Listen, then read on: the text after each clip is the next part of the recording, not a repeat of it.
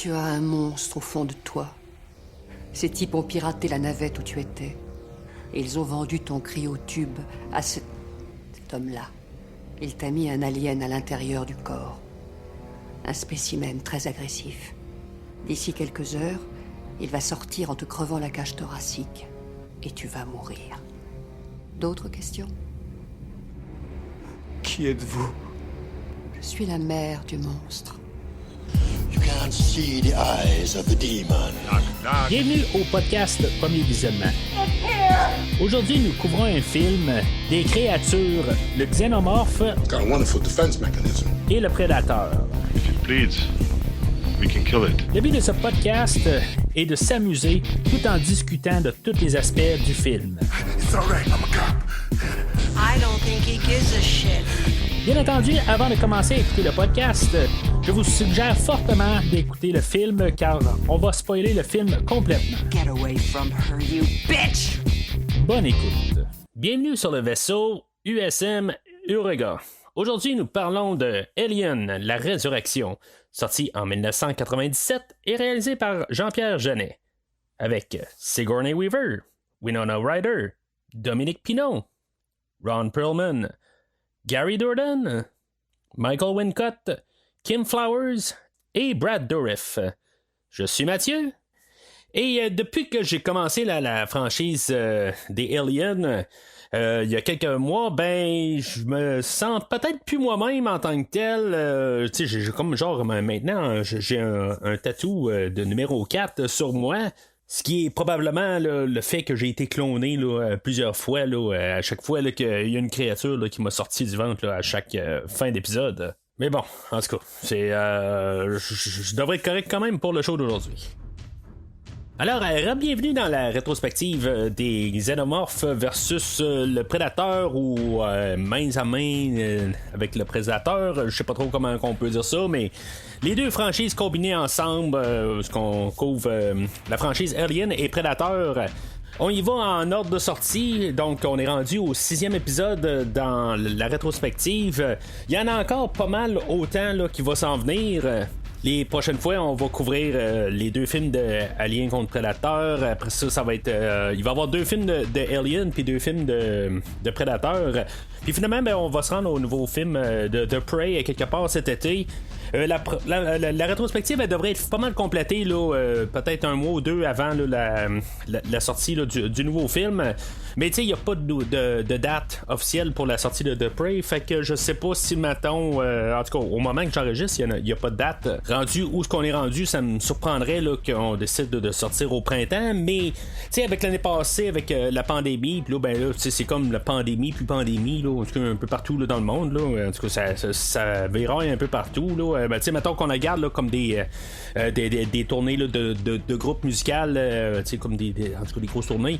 Il y en a beaucoup que des fois, ils ferment le tournée, puis des affaires de même. En tout cas, on est encore un peu dans cet univers-là. Fait que, tu sais, la sortie des films, je sais pas exactement qu'est-ce que ça va donner dans les prochains mois. Est-ce qu'on va quand même des fois reporter des films ou pas, tout ça. En tout cas, pour l'instant, je pense que ça me surprendrait qu'on va commencer à changer les affaires de bord, mais quand même simplement dit que ça me surprendrait aussi qu'on devance les films, puis comme qu'on avait fait l'année passée, il y a des films qui étaient sortis à l'avance, comme j'avais couvert les films de King Kong vs Godzilla, dans ce film-là, ça avait fait un peu un chamboulement d'horaire où le film était supposé sortir quelque chose comme au mois d'avril ou mai.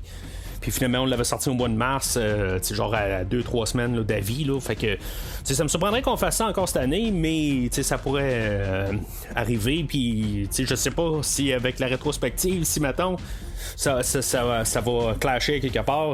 Je sais pas, mais en tout cas, on s'ajustera rendu là. Mais en tout cas, éventuellement, on va se ramasser au nouveau film Prey, qui va être un prequel à Predator de 1987.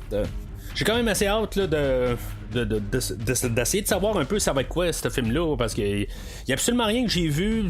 Comme d'habitude, j'essaie autant que possible de rien voir, mais juste avoir une petite idée, un teaser ou juste avoir une ligne quelque part qui va dire un peu qu'est-ce que c'est. Je sais juste que ça va se passer dans le passé, mais qu'est-ce qu'il va y avoir en général, quand même, il y a toujours un petit peu d'informations qui passent, puis est-ce que ça soit juste des têtes d'articles, n'importe quoi. Là, il y a quand même toujours un petit peu une vague idée que je peux me faire dans ma tête un peu d'essayer de comprendre un peu le film. Là. C'est sûr que juste avec l'idée là, que ça va se passer là, plusieurs centaines d'années avant le premier film, ben je suis quand même je suis correct là, de rentrer dans le film là, puis juste savoir ça. Mais savoir un peu peut-être le casting ou savoir si ça va être juste un prédateur ou ça fait de même là, que en tout cas, toujours que j'aimerais mieux savoir rien savoir avant de rentrer dans le film. Mais en tout cas, c'est des choses qu'on va savoir là, dans les prochaines semaines, là, d'après moi, là, où on s'en va là, avec ce nouveau film-là. Mais si vous voulez retourner en arrière puis savoir qu'est-ce que j'ai à dire sur les 5 premiers films de la rétrospective, que ce soit les 2 premiers films de Predator ou les 3 premiers films de la franchise Alien, puis les futurs aussi, ben rendez-vous sur premiervisionnement.com, le site officiel du podcast, pour pouvoir trouver des liens directs pour télécharger toutes chaque podcast dans le fond là, sur ces franchises-là. Puis en même temps, ben, vous allez pouvoir trouver d'autres franchises là, que j'ai couvertes là, la semaine prochaine. À moins de problèmes, ben je devrais réussir à couvrir enfin là, le nouveau film de The Batman. Toute une méga grosse rétrospective là, de genre 45 podcasts que j'ai fait là, en couvrant plusieurs films là, de l'univers de DC. Que ce soit live action ou en bande dessinée là, de l'univers de DC, ben, j'ai couvert vraiment là, pas loin de 45 films. Vous pouvez tout trouver ça là, sur premiervisionnement.com, puis il n'y a pas juste ça, il y a plusieurs autres franchises dans l'horreur ou dans toute la science-fiction. Vous pouvez tout trouver ça là, dans le fond, des liens directs. Là, c'est quand même assez là, bien catalogué là, sur le site officiel du podcast. Alors, suite à la réception mitigée d'Alien 3, Sigourney Weaver n'était pas vraiment intéressé à revenir. On a Joss Whedon connu pour Marvel, puis en tout cas plusieurs autres choses, qui a écrit une histoire là, pour un premier script.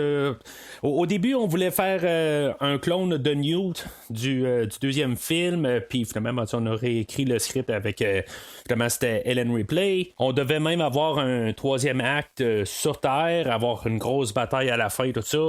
Finalement, il a comme un peu réécrit son script là, pour que ça soit un 5e film, éventuellement, quand ça se passe sur Terre.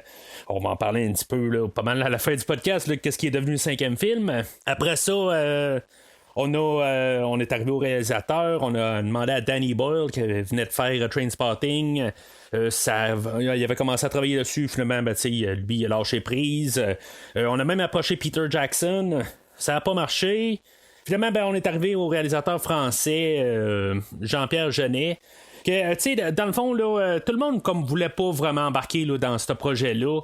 Même lui, quand il est arrivé sur le projet, lui qui venait de faire là, la cité là, des enfants perdus, quelque chose de même, il était pas comme trop certain, mais finalement, on a peut-être c'est une question là, de réussir à être un peu international. Lui qui va nous donner son plus grand film, là, le fabuleux destin là, d'Amélie Poulain, plusieurs années plus tard, et puis il venait juste de compléter le script là, pour ce film-là. C'est ça, dans le fond, il voyait l'opportunité là, de probablement de pouvoir donner là, une go là, pour sa carrière, puis regarde, tant mieux pour ça. Alors, Sigourney, elle, à partir de là, en ayant vu le script de Joss Whedon, supposément qu'elle est tombée en amour avec le script, puis en même temps, elle a donné ses ajustements sur le scénario pour pouvoir arriver puis pouvoir avoir quelque chose à dire. Elle voulait comme pas se réveiller comme personnage tout le temps, qu'il y a comme devenir une caricature là, de créatures qui sont toujours là quand elles se réveillent, tout ça. Ça donne pas mal à être ça, là, tant qu'à moi. Là, chaque film, c'est ça qui se passe. Mais c'est surtout ces recommandations, dans le fond, là, qui ont comme continué là, le script. Qui a fait là, qu'elle est comme mi-alien puis mi-humaine, là, elle est un peu entre les deux. C'est un peu là, pas mal là, à cause de elle, puis c'est pour ça que ça lui a comme un peu donné aussi un rôle de coproductrice. Mais elle était déjà là, dans le film précédent aussi, là, elle avait eu son mot à dire, tout ça. Fait que il y a un peu des choses qui se contredisent un peu là, quand on lit sur Wikipédia sur le fait que on avait un film là, d'Alien Predator qu'on voulait qu'il aille de l'avant pour qu'il y ait un peu là, des causes pourquoi qu'on a tué peut-être le personnage là, de Ellen Ripley. Peut-être qu'en bout de ligne, c'est ça, on envoyait ce film-là, puis pour toutes les raisons ensemble, veut bien se détacher du personnage aussi parce qu'il est un petit peu tanné là, de faire la même maudite affaire. Mais en même temps, ben, c'est ça. Si mettons, il voit à l'horizon un film de Alien versus Predator, ben, peut-être qu'elle voulait pas embarquer là-dedans. Un peu toutes des raisons là, qui se contredisent un peu exactement c'est quoi. Là. Ben, pas nécessairement contredisent, mais c'est quoi exactement là, la raison pourquoi elle voulait tuer Ellen Ripley là, dans le dernier film. Mais c'est ça, en tout cas. Fait que, elle a décidé de revenir, puis genre pour quand même une bonne somme là, de 11 millions. Qui, même aujourd'hui, là, c'est quand même une très très bonne somme là, pour une actrice, même pour un acteur. Là. Fait que, en tout cas, elle est revenue. Puis même à ce jour, quand même, elle reste toujours ouverte là, pour un retour à quelque part là, dans la franchise.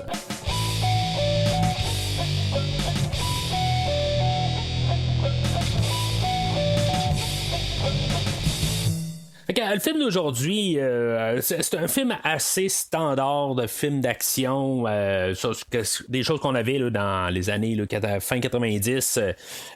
Comme genre 2 ans avant, là, on avait eu le film Espèce, où on avait H.R. Giger qui nous avait, qui, dans le fond, c'était selon ses peintures qu'on avait formé là, toute l'apparence là, du premier film. On était inspiré fortement là, dans le deuxième film. Puis, même dans le troisième film, il était revenu pour faire certains concepts là, avec la créature.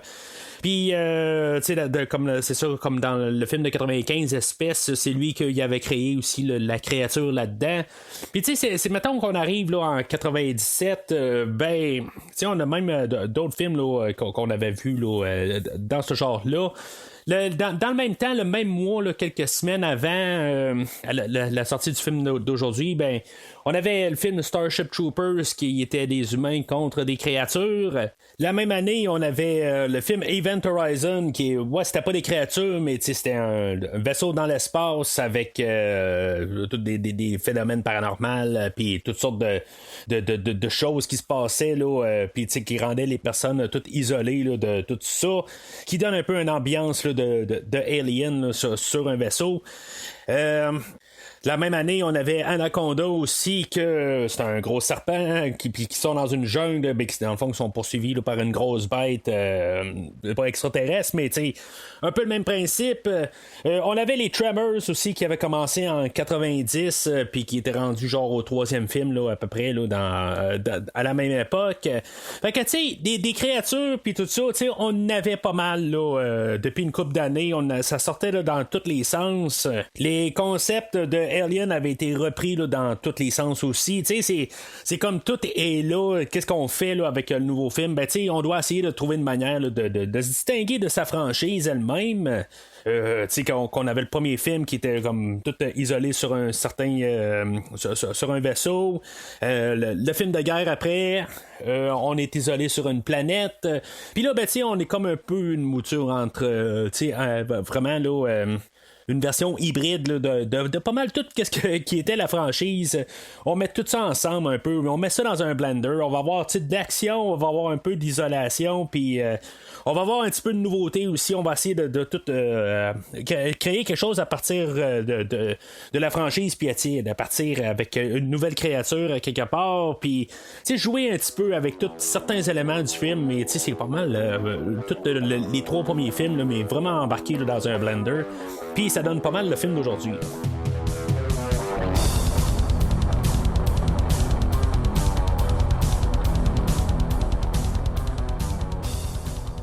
Alors, le film ouvre... dans le fond, il y a 2 versions. Je veux juste comme mettre ça un peu là, tout de suite de l'avant. Comme les 3 derniers films, on a comme leur version spéciale. Il y en a que c'est les Director's Cut. Puis, comme le dernier, c'est pas un Director's Cut. Même selon Jean-Pierre Jeannet, ce qu'il dit, c'est que le Director's Cut, c'est le film de 97. La version de 2003, c'est comme un peu des idées alternatives qui ont déjà exploré ou un peu des démos d'idées. puis que dans le fond qu'ils ont juste comme réalisé là, finalement là, qu'ils ont sorti là, la version de 2003. Il y a quelques scènes qui ont été coupées au montage, je vais en parler là, quand on va y arriver, mais il y a à peu près 6 minutes de différence entre la version théâtrale puis la version spéciale. Ça change pas grand chose là, dans la grosse ligne des choses. Il y a certaines petites affaires que je vais parler là, que ça pourrait changer des affaires, puis même des fois ça va nuire au film là, en général. Puis tu sais, qu'est-ce qu'on va faire en plus là, peut-être pour s'aligner vers un 5e film, parce que je vais en parler là, pour la finale alternative. Mais honnêtement, je pense que la version théâtrale là, est vraiment assez satisfaisante là, dans la lignée des choses. Surtout la manière que le film va ouvrir. Bon, la version théâtrale, là, on va juste comme voir un peu là, comme toutes des formes de probablement là, la recréation là, de Ripley, puis en tout cas tout, des fusionnages de corps. Puis en tout cas, je trouve qu'artistiquement c'est quand même assez bien fait là. Dans le côté artistique, on a demandé là. À Pitoff que lui, en tout cas, je n'ai parlé là, qu'il avait réalisé là, le film de Catwoman de pas mal les mêmes années là, avec Halle Berry, mais en tout cas dans son style en tant que tel, je pense qu'il va donner quand même un beau look un peu au film. Ça sera pas tout le temps pris davantage par contre, il me semble qu'il y a des fois que je pense qu'il y a des bons concepts, mais ça reste un petit peu là, dans le côté là, que c'est pas toujours mis en valeur. Je trouve que il y a des choses là, qu'on aurait pu vraiment plus essayer là, d'y aller un peu plus stylisé. C'est un peu la marque de commerce là, de Jean-Pierre Jeunet, ça a de l'air, parce que moi j'ai pas vu aucun autre de ses films là, en tant que tel là, je parlais d'Amélie Poulain un peu plus tôt, puis je l'ai pas vu ce film là. C'est dans ma liste de films que je devrais voir, tout ça. Peut-être qu'un jour je vais le couvrir au podcast, mais en tout cas pour l'instant j'ai pas vu. Mais dans l'édition spéciale, le problème c'est que les choses ne sont pas vraiment complétées, ou la technologie n'était pas rendue là. Le film va ouvrir comme genre sur une mouche dans la version spéciale, puis que dans le fond on est supposé comme penser que c'est peut-être la gueule de la créature, puis ça l'est pas là, c'est une genre de mouche là, qui est sur un pilote ou un observateur dans le fond, qui est comme pogné dans une petite cabine là, pour regarder qu'est-ce qui se passe là, dans l'espace, quelque chose de même là, parce que les radars doivent pas être capables de faire ça là. En tout cas c'est un concept qu'il y avait, puis que finalement qu'ils ont pas fait pour la version originale, puis la manière que ça part, c'est ça le problème, c'est que le côté informatique, on n'est pas tout à fait rendu là. On va essayer de faire des choses à l'informatique, mais ça sort drastiquement de l'écran. Puis là, c'est sûr que il faut toujours s'en remettre à l'époque, puis on va toujours, d'un côté, on peut toujours utiliser la contre-argument de tout ça, c'est juste comme pour dire que oui, la CGI ça paraît, mais des fois aussi quand même les effets spéciaux ça paraît aussi que c'est des miniatures, des affaires de même. Fait que on peut toujours jouer là, la même carte là, sur les deux. C'est juste que de l'autre côté on arrive toujours dans le côté pratique pour dire on a eu mis le travail pour le côté de construire des choses, tout ça. Ça paraît mieux, ça paraît plus de qualité quand même. Puis ça, c'est sûr que je vais embarquer là-dessus. C'est sûr que même dans le côté du CGI, on a beaucoup quand même de techniques puis beaucoup d'affaires là, qu'on doit réussir à faire pour quand même réussir à acheminer là, quand même un bon look. Puis là, c'est ça, au début, c'est un côté un petit peu facile d'avoir créé là, un genre de mouche, puis ça paraît là, que c'est trop informatique. Là, on n'est pas là, on l'approche pas du tout. Là. Fait que c'est ça un petit peu là, que je peux un peu reprocher là, au début du film, qui va faire que je préfère de loin écouter là, qu'est-ce qu'on a au milieu là, dans la version originale. Le tout est comme avec la même trame en arrière là, par John Frizzell. La trame sonore aujourd'hui, c'est correct.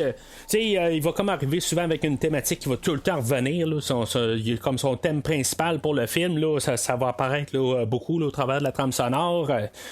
C'est correct. C'est un peu du même pied là, que Elliot Goldenthal là, qui avait fait là, dans le dernier film. J'aime quand même mieux écouter là, la trame sonore là, du troisième film, mais honnêtement, ce qu'il y a aujourd'hui, c'est correct. C'est pas c'est pas extraordinaire là. Puis sans dire que c'était extraordinaire quand même là, dans le dernier film, ça reste juste que j'aime mieux les thèmes qui ont été composés dans le dernier film. Ce qui est là, c'est comme ça passe bien, ça passe pour le film d'aujourd'hui, mais ça donne à rien d'unique qu'il y a comme trame sonore aujourd'hui. Là. Fait que c'est un petit peu, je pense qu'on aurait dû aller chercher peut-être un autre compositeur, peut-être là, juste pour un. Puis même peut-être aller rechercher quelqu'un qu'on a déjà eu là, dans la franchise. On va avoir une couple de thèmes, là, surtout au début là, des thèmes là, qui avaient été composés là, par Jerry Goldsmith dans le premier film. Là, on va avoir là, des rappels pas mal là, dans les premières scènes. Là, quand on voyait là, juste les capsules au début du film, là, on va avoir un peu ces thèmes musicaux là, qui vont revenir là, au début du film aujourd'hui. Ça rappelle, c'est le fun, mais c'est pas mal détendu là, de qu'est-ce qui est le fun un peu sur la trame sonore d'aujourd'hui. Puis les thèmes qu'il a composés, c'est correct, mais sans plus. Là. Fait que, ce que je dirais qui pourrait être surprenant des fois dans une franchise où des fois on n'est pas trop sûr si mettons on va avoir tel personnage qui va revenir ou tel acteur, on cachera pas ça longtemps ben avec ce film là. On va avoir Ellen Ripley là, qu'on va voir là, tout de suite là, dans la première séquence. On sait qu'elle revient tout de suite dans le film. Je pense que peut-être c'est une question là, de nous rassurer tout de suite là, qu'on a ramené Sigourney Weaver pour le film. Même si elle est morte dans le dernier film, on la ramène aujourd'hui. Dans la plupart des films, souvent, on va arriver puis nous garder ça un petit peu, là, nous donner un peu là, des petits clins d'œil, un peu juste des petits aperçus de des fractions de secondes un peu partout. On en voit dans comme reculer en arrière. On les voit dans l'ombre, on voit juste un peu à côté, mais juste pour qu'on voie pas l'acteur quelque part, juste pour nous créer un hype. Là, mais aujourd'hui, on lui met ça carrément en face tout de suite en partant. C'est juste basé sur des photos là, de Sigourney Weaver qui était enfant, puis après ça, on la remodèle de sa version adulte. Puis c'est ça, dans le fond, après ça, en étant cloné sur de quand il était sur la planète de Fianna-Fori 161, on va avoir comme renommé la planète, c'est genre Fiona ou Furiosa, quelque chose de même 16 genre sur qu'on a renommé ça. Je comprends pas exactement pourquoi que on n'est pas capable là, de faire des liens directs en nommant des places, tout ça. Je sais qu'il y a une raison pourquoi aussi, puis c'est comme Newt, on n'a pas nommé, on dit il y a une fille quelque part, je pense que c'est juste dans la version spéciale que on va parler de Newt, mais on va juste dire la fille, on dira pas Newt. Je sais qu'il y a une raison en tant que telle, je sais pas si c'est une raison de droit ou quelque chose de même, j'étais pas capable de trouver l'information, mais il y a une raison pourquoi qu'on n'est pas capable de nommer les choses qui ont été qui faisaient partie là, des 3 premiers films. C'est encore la Fox qui est en arrière, mais il y a peut-être une question de droit quand même à quelque part. Je sais qu'il y a des fois il y a des copyrights, des affaires de même, mais si mettons on voulait juste pas envoyer là, un 5$ là, à l'écrivain là, du dernier film là, pour pouvoir utiliser là, Fiorina Fury 161 là, je les emmerde honnêtement. Ils sont pas capables là, de juste essayer d'avoir un univers qui se juste par des détails des fois qui peuvent se tenir. Je trouve juste ça un petit peu nono à quelque part là, qu'ils doivent comme recréer un nom qui ressemble un peu pareil puis après ça dévier un peu. C'est comme un petit peu tu crées un univers puis la Fox a quand même de l'argent à quelque part là, c'est pas comme s'ils vont devoir donner 1 million à l'écrivain du dernier film pour pouvoir garder un nom là.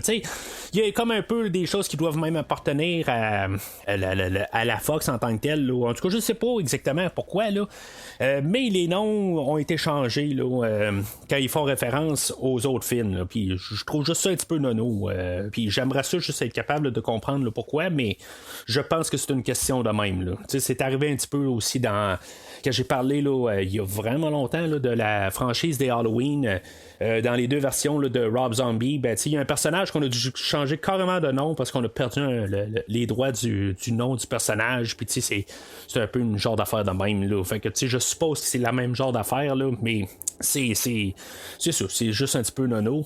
Alors, on va faire une césarienne sur Ripley pour sortir là, la créature.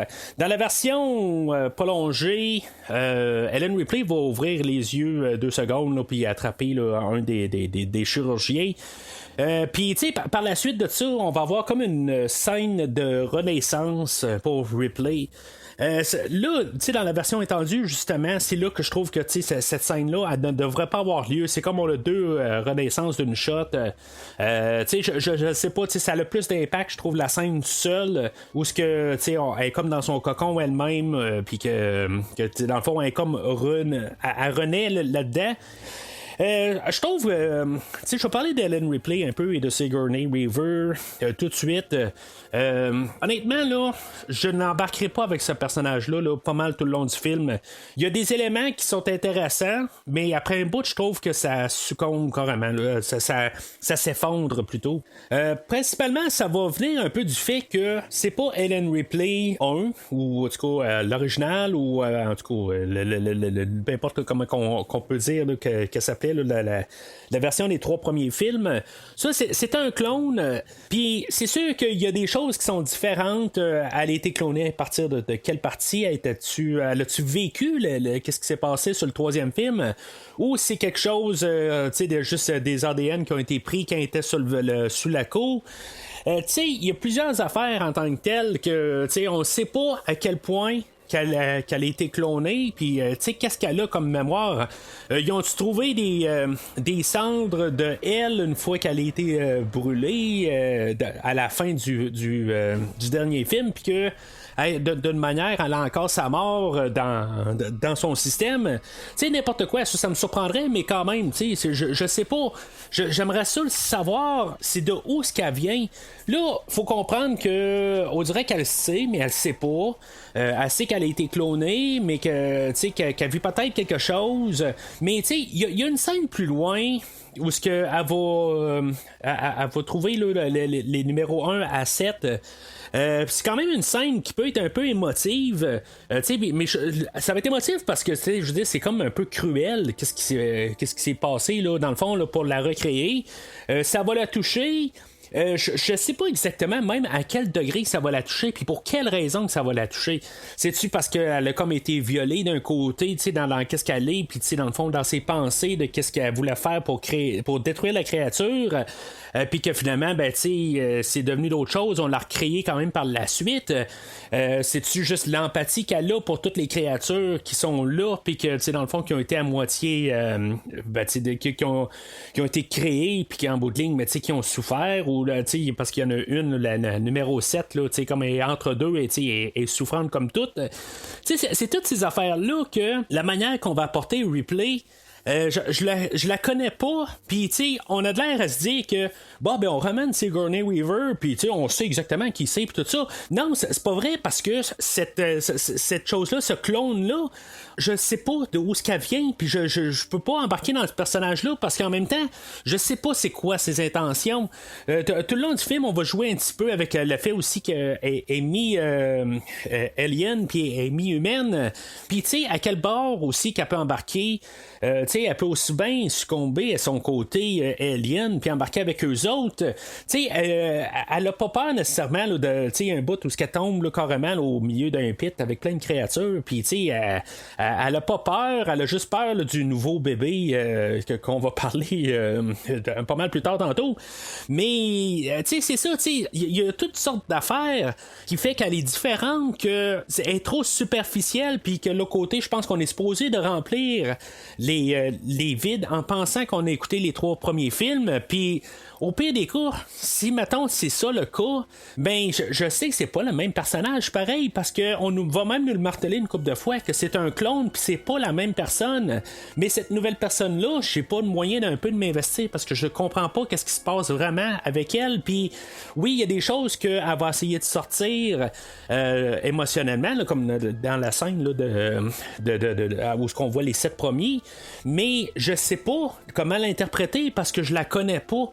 Tu sais, puis elle dit pas grand-chose, à part juste des lignes héroïques, là, toutes sortes de places, où est-ce qu'on est content de la revoir quelque part. Pourquoi qu'on est content? Je sais même pas pourquoi qu'on est content là, qu'elle revient vers la fin, puis on dit « Hey, je pensais que t'étais mort », puis « Oh oui, yes! » Mais je l'entends souvent, là, cette ligne-là, dernièrement, tout ça. C'est genre des belles lignes là, qui paraissent très bien là, dans un trailer, dans une bande-annonce, mais dans le film, ça fait comme OK, mais c'est bien drôle, mais tu sais, en bout de ligne, ça laisse, ça tombe à plat. Là. Ça fait très Schwarzenegger, on s'entend, mais laissons les lignes Schwarzeneggeresques à Schwarzenegger, pas à d'autres personnes, tu sais, puis je sais pas, tu sais, je trouve que ce personnage-là là, va être un gros problème là, que je vais avoir là, dans le film d'aujourd'hui.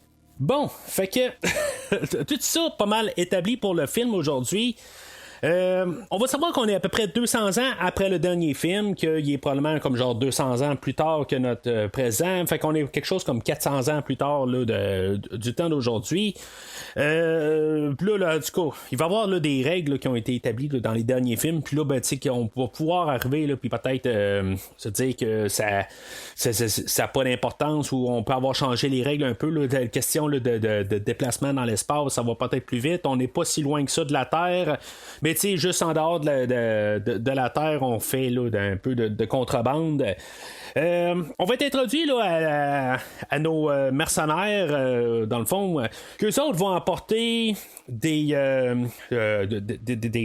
personnes qui sont en état là, de cryogénisation. Je pense qu'ils étaient dans un vaisseau à eux autres, puis que finalement, ben, nos mercenaires ont pris d'assaut leur vaisseau, puis ils ont pris d'otages.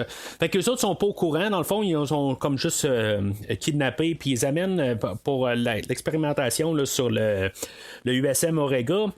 On a le capitaine Elgin, sa blonde, ou ce copilote Hillard. On a Chrissy qui se prend pour Lucky Luke. On a Johnner joué par Ron Perlman. On a Bryce que lui, dans le fond, il est handicapé. Dans le fond, il est en chaise roulante, qui est joué par Dominique Pinon, que d'après ce que je peux comprendre, il joue dans tous les films là, de Jean-Pierre Jeunet. Puis en tout cas, supposément que Jean-Pierre Jeunet savait même pas que Dominique Pinon allait apparaître dans le film, que ça a été demandé par la compagnie en tant que telle, par la Fox quand ils l'ont engagé. En tout cas, c'est-tu vrai, c'est pas vrai en tant que tel, là, peut-être pour mettre un petit peu plus de transparence, mais honnêtement, ça doit venir en paquet, là. Puis on a Carl joué par Winona Ryder qui va être une androïde, là, mais tu sais on sait pas là, pour l'instant là, on a dit que c'est la nouvelle arrivée là, dans l'équipage, tout ça. Puis là ben, tu sais quand on regarde ça là, c'est des mercenaires et ils travaillent sous contrat, puis tu sais à quelque part ils savent qu'ils prennent des vies humaines puis qu'ils l'amènent, puis que tu sais dans le fond s'ils les amènent, qu'ils sont déjà cryogénisés, ça fait un peu difficile à vouloir embarquer avec des personnages qu'on sait qu'ils savent qu'ils vont probablement amener d'autres personnes à se faire tuer. Tu sais, c'est comme un peu là, un côté gris qu'on va emporter sur nos personnages. On va essayer de les monter comme si c'est des bons personnages, quelque chose de même, mais ils envoient quand même des innocents à se faire tuer. Puis on est supposé la garder ça comme genre, bon, ben, c'est toute une petite gang d'héros, quelque chose de même. Il faut quand même un petit peu penser un petit peu plus loin quelque part, puis juste se rendre compte qu'en bout de ligne, c'est toutes là, vraiment là, des mauvaises personnes rendues là. Ils sont toutes complices de ça. Là. OK, là, il y a Cal là-dedans que, dans le fond, elle embarque dans l'équipe pour essayer de, justement, détruire tout ça. OK, je vais peut-être donner la note de passage pour le personnage de Cal pour cette idée-là, à quelque part, parce qu'elle n'a pas empêché les innocents, mais elle a empêché... en tout cas, elle va essayer là, d'empêcher... toute la chose au complet, elle a le plus l'idée le grandiose de la chose. Fait que je vais lui donner quand même un peu plus le passage là-dessus. Mais en tant que tel, c'est pas que je vais pas aimer les personnages. Il y en a là-dedans là, que je vais quand même aimer, là, je vais apprécier un peu qu'est-ce qu'on a fait avec les personnages. Je trouve que la plupart des personnages sont quand même des genres de caricatures. Ils ont comme un peu tout leur distingue. Mettons, là, ils regardent dans une bande dessinée, quelque chose de même. Il va y avoir toute une manière là, de les distinguer. Puis, il y en a un avec c'est les fusils rapides, puis il est capable là, de tirer de n'importe où. C'est Deadshot dans le fond. On a Ron Perlman, que lui, Ron Perlman, ben, tu sais, c'est juste sa morphologie à quelque part. Tu sais, c'est rien de méchant envers lui, là. Mais, tu sais, c'est comme juste la manière qui est fait, que, tu sais, qui est vraiment comme, distincte là, de n'importe quoi, là. Tu sais, on sait exactement quand il est là, que c'est lui, là. Tu sais, il n'y a pas une autre personne là, qui est faite comme lui, là. Il y a vraiment comme une morphologie, là. Distincte là, vraiment là, il y a personne d'autre qu'on peut dire ben il ressemble à Ron Perlman. Je pense que j'ai jamais vu ça là, dans tout Hollywood ou n'importe qui là, au Québec ou n'importe où là, il y a vraiment une morphologie là, spéciale. Puis c'est ça, on a l'autre en chaise roulante qu'il n'y a pas de jambes, que c'est ça, c'est tout ça qu'on met tout ça ensemble, ils ont chacun comme un côté là, distinct là, vraiment comme qu'on puisse voir une distinction, parce que tu sais, on lui donne pas vraiment, à part juste des distinctions de même, des raisons de comprendre qui sont comme personnage. On a le capitaine ou le chef d'équipe, puis sa blonde ou sa copilote, qui sont deux personnages que dans le fond qui ont rien justement à apporter. C'est pour ça que dans le fond, quand ils vont disparaître, on s'en rendra pas vraiment compte en bout de ligne. Ils changeront pas grand chose. Oui, ok, le capitaine en tant que tel, il est joué par Michael Wincott, que il a joué là, dans plusieurs films bien connus, là, comme Le Corbeau, il a joué là, dans Robin des Bois avec Kevin Costner. C'est une face qu'on connaît, mais à part de ça, quand il va mourir pareil, là, ça va être le premier à partir, puis il manquera vraiment pas là, au film. Veuillez lever les bras, monsieur. Quoi? Veuillez lever les bras. Toutes les armes sont interdites, monsieur. Mon cocktail perso? Bien plus dangereux. Charmant accueil, Pérez. C'est quoi ce cirque? Qu'est-ce qu'il y a? T'as la trouille qu'à nous six, on t'attaque à main armée ou quoi? Mais non, c'est juste pour éviter que 2 ou 3 crétins de ton équipage prennent une cuite et jouent à foutre des balles dans la coque. Dans l'espace, faut toujours se méfier, Elgin. Sans blague. Alors, notre équipage, nos mercenaires arrivent à bord là, du Auriga, puis tu sais, on a le général là-dedans, le général Perez, là, en tout cas, il se parle, tout ça, puis là, tu sais, il demande de pas poser de questions, des affaires de même, là, tu sais, tout est top secret, là, en tout cas, on sait qu'il y a quelque chose là, de tout croche là-dedans. Tu sais, même là, nos mercenaires là, vont croiser là, Ellen Ripley là-dedans, tu sais, juste un peu pour lui donner une première scène ensemble. Supposément que cette scène-là, elle sert un peu là, d'un côté, parce qu'on est à quelque part, aussitôt qu'on va nommer le nom de Ripley, ben ça va réveiller, ça va allumer Carl, elle va savoir exactement là, que c'est elle, Ellen Ripley, puis en bout de ligne, elle va vouloir aller tuer Ellen Ripley, pensant que la créature est encore dans Ripley, mais c'est ça, tu sais, la créature est sortie, tout ça. Il va y avoir une scène, dans le fond, là, qui va, tu sais, quand les deux filles vont être ensemble, ben, tu sais, on va avoir comme un peu la réflexion là, de cette lumière-là, de cette scène-là, un peu plus tard, quand ça va être le bébé qui va pogner aussi, là, Cal, plus tard, tu sais, elle va faire un peu la même affaire. C'est un petit peu pour embarquer avec le personnage là, d'Ellen Ripley, pour qu'on comprenne, est un petit peu entre les deux mondes. Dans la scène là, de basketball, ça a l'air que même si on voit pas que le ballon il va parce qu'il sort de l'écran puis il retombe directement dans le panier, on a filmé la scène 6 fois quand même si mettons on pouvait le faire comme en 2 shots, on pouvait comme un peu l'arranger informatiquement, dans le fond on va coller les 2 scènes ensemble. Sigourney, je pense qu'elle voulait vraiment la faire, tout ça. Quelque chose que je vais rajouter même sur ce que j'ai dit tantôt là, sur Ellen Ripley, mais sur Sigourney Weaver sur le plateau. Quand on écoute le réalisateur, son commentaire, dans le fond, il va arriver sur Sigourney Weaver, puis il est très professionnel rendu là. Il cherche pas le trouble, puis ça, je peux comprendre. Puis dans le fond, il fait un bon commentaire là-dessus. Je pense qu'il dit des affaires, puis il dit qu'ultimement, elle avait raison. Mais c'est lui le réalisateur. En tant que tel, c'est lui qui doit avoir les décisions, tout ça. Elle, Sigourney, elle arrive là. C'est beau, je m'appelle Sigourney Weaver, puis j'ai fait les 3 derniers films, puis je suis coproductrice, puis Là, tu sais, je veux dire, vous allez faire ce que je dis, tout ça.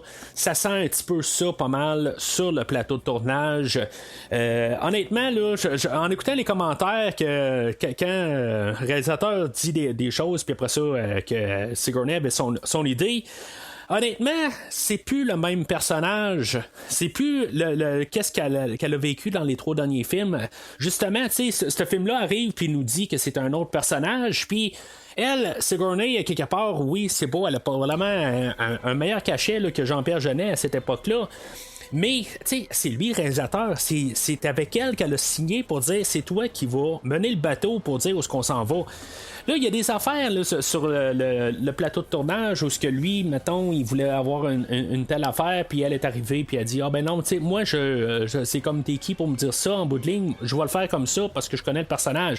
Non, c'est pas vrai. Tu connais pas le personnage parce que c'est un nouveau personnage aujourd'hui. En revenant aussi à la scène d'accouchement plus tard là, avec le bébé, ben. Elle devait apparaître là, dans un cocon, quelque chose de même. Ok, peut-être que qu'elle n'a pas rapport dans un cocon à cet endroit-là. Mais tu sais, en quelque part, je pense que juste qu'elle voulait pas être enfermée un petit peu puis faire qu'est-ce qu'elle devait faire pour le film. Mais tu sais, dans le fond, Madame Weaver, elle voulait juste pas faire la scène là, puis juste être plus dans son confort. Puis c'est ça, c'est toutes des petites affaires de même. Puis ça, c'est sans parler aussi à une autre place où il était rendu quasiment sur le point de filmer une scène. Puis le personnage qui fait Hillard, qui est l'autre qui est l'autre femme, dans le fond, qu'on sait à peu près rien là, sur elle pendant tout le film, ou la moitié du film. Ben, tu sais, on arrive pour filmer une scène, puis Sigourney arrive, puis elle la garde, puis elle dit « Hey, c'est le costume que j'aimerais bien avoir. » Puis le réalisateur arrive, puis il dit « Ben, c'est parce qu'on t'a déjà montré ce costume-là, puis tu le voulais pas. » Puis Sigourney répond « Ben, oui, je l'ai juste pas vu, vous me l'avez jamais montré. Fait que c'est ce costume-là que je veux. » Tu sais, genre d'attitude, là, que tu veux pas avoir, honnêtement, là. Tu sais, quelqu'un, là, qui est arrogant, puis qui veut juste comme... juste montrer qu'il est boss à quelque part, là, que, qu'ils ont comme une hiérarchie, des affaires de même, là, tu sais. Moi, ce monde-là, là, ça me pue au nez. Puis je savais pas que Sigourney Weaver était de même. Mais, tu sais, l'autre côté, je comprends que peut-être qu'elle voulait pas être sur le plateau tournage en bout de ligne. Elle a pris l'argent, on l'a, tu sais, comme on l'a soutiré, tu sais, on a réussi à l'avoir en bout de ligne, puis, tu sais, quand on a mis l'argent sur la table. Mais, tu sais, pas besoin d'écœurer le peuple pour ça. Tu sais, c'est ça que, quelque part, ok, t'es pas contente ou tout ça. Garde ça dans ta tête, mais écœure pas le peuple. Puis peut-être que c'est une chose aussi qui va me faire que je vais être un petit peu un turn-off sur Ellen Ripley aussi, en sachant ces choses-là.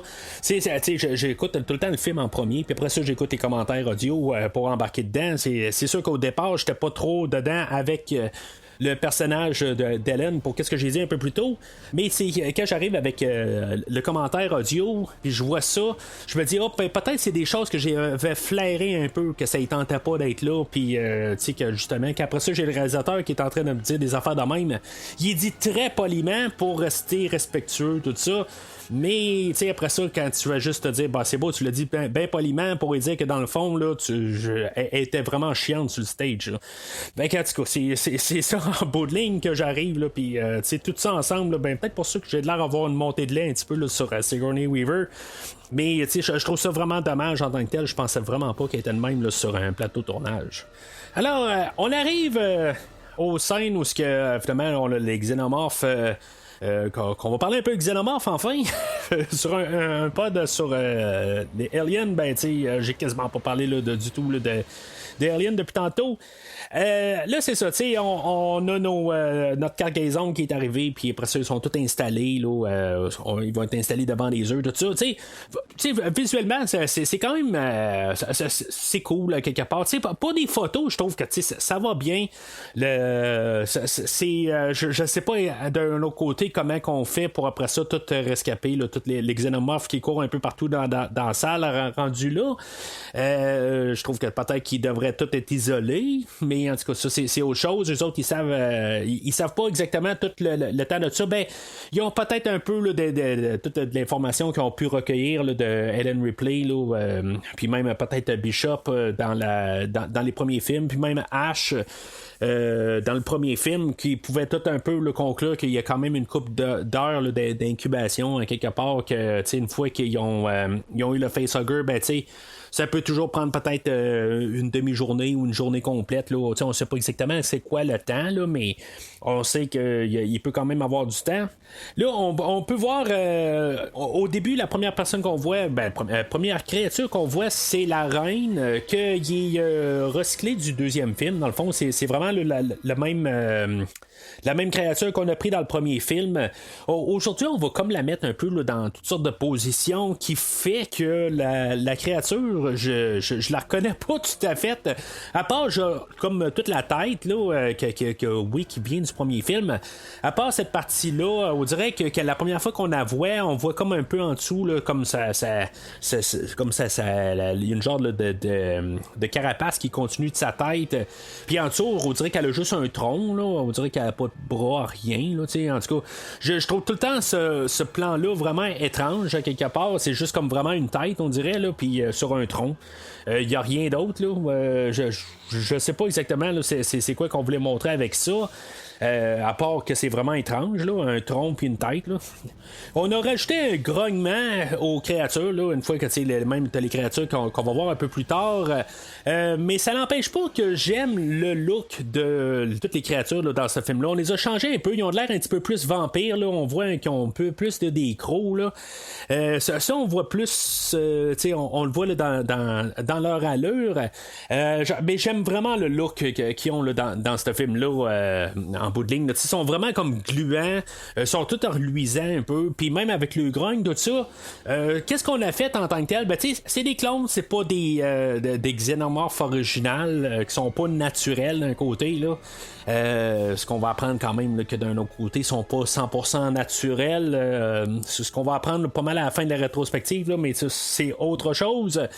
Mais c'est ça, tu sais, dans la manière que c'est apporté, qu'on les voit, je trouve ça quand même, en tout cas, le visuel, je trouve que on les voit pas assez en tant que tel, là, tout leur côté reluisant, tu sais, ils ont de l'air menaçants, ils ont de l'air méchantes, peut-être juste comme avec les crocs, puis ça les donne un petit peu une expression. Tu sais, bon, c'est un petit peu ridicule un peu, là, on a Brad Dourif là-dedans, là, comme scientifique là-dedans. Brad Dourif, bon, on a parlé d'un autre côté, là, encore dans la franchise Halloween, puis les films de Rob Zombie, il est présent là-dedans. Bien sûr, il est très reconnu là, pour être la voix de Chucky. Si maintenant vous voulez mettre une face à Chucky, ben on le voit au début du premier film, mais c'est le même acteur. Si des fois vous aviez pas collé les deux ensemble, mais je pense qu'il avait gagné un Oscar ou une nomination aux Oscars là, pour Vol au-dessus d'un nid de coucou là, dans la fin des années 70. Là. Me semble que c'est là-dedans. Là. En tout cas, c'est un bon acteur en tant que tel. Puis dans généralement tout ce qu'il fait, là, il ressort quand même assez pas mal. Puis tu sais, qu'est-ce qu'il va faire avec la créature? C'est ridicule. On s'entend là. Genre comme qui niaise là, la créature en train de l'embrasser au travers de la vitre, puis la créature va utiliser sa deuxième mâchoire là, pour y faire un saut, puis là ben tu sais il va arriver là, puis il va peser sur le piton pour faire comme envoyer là, du gaz au bord, puis la créature elle va comprendre un peu que si mettons elle bave un peu, puis si elle essaye un peu là, des choses, ben on va peser sur le piton, puis ça va finir là.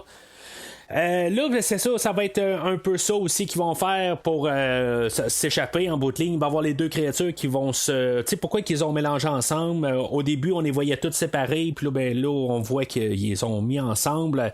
Tu sais, c'est comme... je comprends qu'ils font des tests en tant que tel. Je pense qu'ils les mettent séparés, puis après ça, voir qu'est-ce qu'ils vont faire ensemble. Puis là, ben, tu sais, ils en ont mis 3 ensemble. Puis là, ben, évidemment, il y en a 2 qui se montent contre le 3e. Puis c'est ça, tu sais, c'est quand même un côté assez facile, puis assez inévitablement, il allait réussir à sortir. On a comme pas le choix, là. On savait que le film, on n'aurait pas de film en bout de ligne là, si mettons les créatures s'évadaient pas. Mais en bout de ligne, tu sais, ça va pas mal rester là en bout de ligne. Tu sais, c'est comme ils s'évadent, puis après ça, ben, oui, il y a tous les montages là où tout le monde essaie d'évacuer le vaisseau. Il y a au moins une un vaisseau de secours qui réussit à se sauver. Ça, on le voit au début. Mais, tu sais, puis après ça, on a un deuxième. Tu sais, il y en a-tu d'autres qui réussit à partir au travers? Ça, on ne sait pas. Là, mais en tout cas, il y en a au moins un qui réussit qui reste sur place. Puis que, finalement, il y a une créature qui monte dans le vaisseau. Puis, finalement, il va tuer tout le monde. Il y a le général Perez là-dedans là, qui lance une grenade. Puis, c'est pas une grenade, dans le fond, c'est une bombe parce que lui, il doit l'amorcer plus tard. Puis, on voit que la navette de secours elle va exploser. Puis là, lui, en bout de ligne, va se faire tuer par une créature. Tu sais, c'est comme un petit peu entre les deux. Tu sais, l'acteur qui le fait, là, il y a aussi il y a un peu une drôle de morphologie d'un côté. On dirait qu'il a l'air d'avoir les yeux cross-eyed un peu. Là, tu sais, il est comme... juste son regard est un petit peu comme drôle un peu. Là, tu sais, c'est comme tu veux pas rire de lui en tant que tel, mais tu sais, c'est juste un peu le look qu'on va y donner qui fait que, tu sais, on est comme pas trop sûr si, mettons, on doit rire ou pas. C'est juste un petit peu le côté humoristique du film. Parce que, tu sais, il y a des affaires qui sont un petit peu ridicules dans le film. Tu sais, je sais pas si c'est l'acteur en tant que tel, là, son regard qui est comme pas droite, si on veut, puis je reste poli, puis c'est pas machin du tout, là. Les choses sont comme qu'ils sont. Mais, tu sais, à quelque part, juste pour... au lieu d'avoir une empreinte, tu sais, on a une empreinte d'haleine, puis tu sais, c'est juste un petit peu pour... c'est un genre d'humour là, qui vient là, du réalisateur. Tu sais, on a même Carl à quelque part qu'au lieu d'avoir des clés pour pouvoir... tu sais, dans le fond, des clés universelles ou des clés pour pouvoir passer n'importe où, elle a des genres de vaporisateurs, puis dans le fond, l'ordinateur reconnaît là, ces vapeurs-là là, d'haleine, tout ça. C'est un petit peu... je trouve ça quand même un petit peu ingénieux, pareil, d'un côté. T'sais, on en fait un petit peu la blague, un peu, là, que ça marche pas tout à fait, puis il faut réessayer, puis c'est juste que c'est un peu dans le film d'aujourd'hui, ça paraît un petit peu ridicule, mais ça va avec le ton du film. Il faut aussi aller là, dans tous les sens, que c'est quand même, ça va avec, là, ça rajoute un peu le côté, puis que dans tous les films les 4 films là, qu'on a de Alien en ce moment, ça va être le film qui va être le plus léger de toute la gang en fait-on. Puis c'est sûr que tu places ça à côté là, de n'importe quel autre, ça fait vraiment là, un contraste là, très là, vraiment là, flagrant là, entre n'importe quel là, des 3 premiers. Là. Mettons, surtout après le 1 puis le 3, mettons, là, c'est vraiment là, un gros ton qui est vraiment le contrastant. Là. Il y a une scène aussi, je sais pas si c'est un genre d'hommage à James Cameron, dans le fond, où dans le fond, c'est en continuant avec la scène là, avec Brad Dourif, qu'il y a le gaz qui lance là, dans la salle. On a un soldat qui va rentrer là, dans la salle pour voir qu'est-ce qui s'est passé avec les créatures, puis parce que Brad Dourif, lui, s'est fait ramasser, fait qu'on va envoyer un soldat dans la salle, puis la créature, elle va avoir sorti de la salle, puis elle va faire partir le gaz, puis le soldat va comme geler sur place, puis tu sais, il va se casser un bras, puis en tout cas, ça fait penser un peu à Terminator, quand le T-1000 se fait congeler, puis qui casse en morceaux, tu sais, en tout cas, je sais pas si c'est un hommage qu'on voulait faire, tu sais, même dans le commentaire du réalisateur, on n'en parle pas du tout, mais tu sais, d'après moi, là, quand on a fait le scénario, on voulait juste faire un petit peu un clin d'œil à James Cameron, là, qui était quand même un très gros impact là, sur la franchise. Fait que c'est ça, tu sais, on sait que dans le fond, là, pas mal tous les soldats sont morts, puis il reste juste nos mercenaires qu'eux autres qui étaient comme sur le vaisseau, puis eux autres, ils ont passé à côté là, de tous les xénomorphes qui courent partout. On sait qu'il y en a 12, bon, il y en a un qui est parti là, dans la navette, puis qui s'est fait sauter. Ça voudrait dire qu'il en reste 11. Honnêtement, là, je compte pas tout à fait là, dans le film.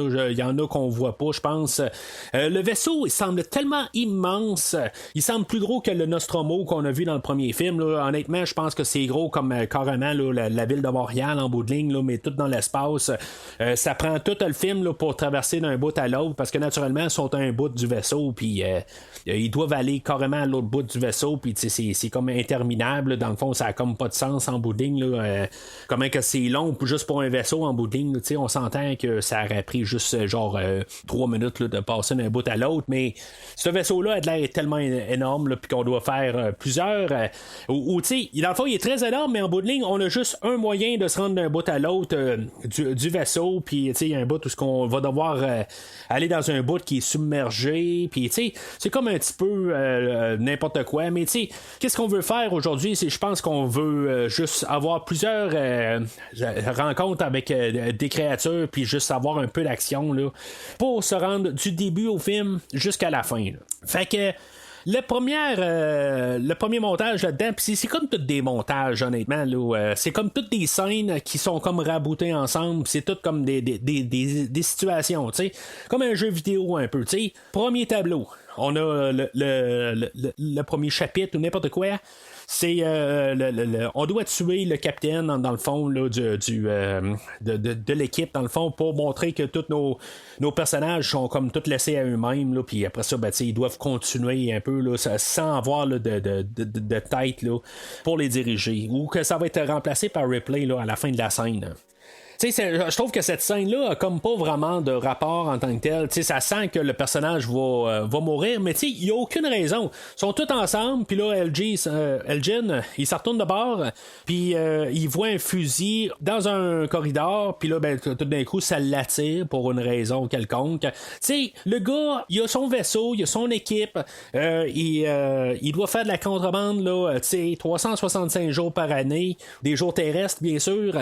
Tu sais, il est comme tout le temps en train d'être là-dedans, puis tout d'un coup, wow, tu trouves ça anormal qu'il y a un fusil à terre, puis là, tu dois comme te départir de toute ta gang avec toi. Tu pars en solo dans un corridor, puis là, tu vois un autre fusil à terre, puis là, tu trouves ça louche, à quelque part, tu veux savoir qu'est-ce qui se passe, ou quelque chose de même. Finalement, il y a une créature qui est en dessous de lui, qui vient de nulle part, puis finalement, qui va le tuer. Ça va finir assez abruptement là, pour lui. J'aime quand même un peu juste la séquence quand même là, comment le montage de la scène où ce qu'on voit la créature qui va comme un peu là, y sentir le visage, puis que finalement il y a un fusil qui va sortir de nulle part, qui est Ellen Ripley dans le fond là, qui va y faire sauter la tête. Dans le fond j'aime quand même un peu la mise en scène là, de cette scène là, c'est bien fait là, avec les angles tout ça. Ça se tient pas tout à fait, mais quand même juste pour quand même le montage, je trouve j'aime quand même un peu l'idée puis la manière qu'on a réussi à faire passer les idées. Ça n'a pas de sens, mais visuellement c'est bien beau à voir. Mais on a tué on tue Elgin, puis on se retourne de bord, puis notre équipage ont tout d'un coup 2 autres personnages qui se sont joints à eux autres. On a Di Stefano, que lui c'est un soldat dans le fond qui s'est pas fait tuer dans le fond, qu'il a manqué toutes les navettes de secours, faut croire.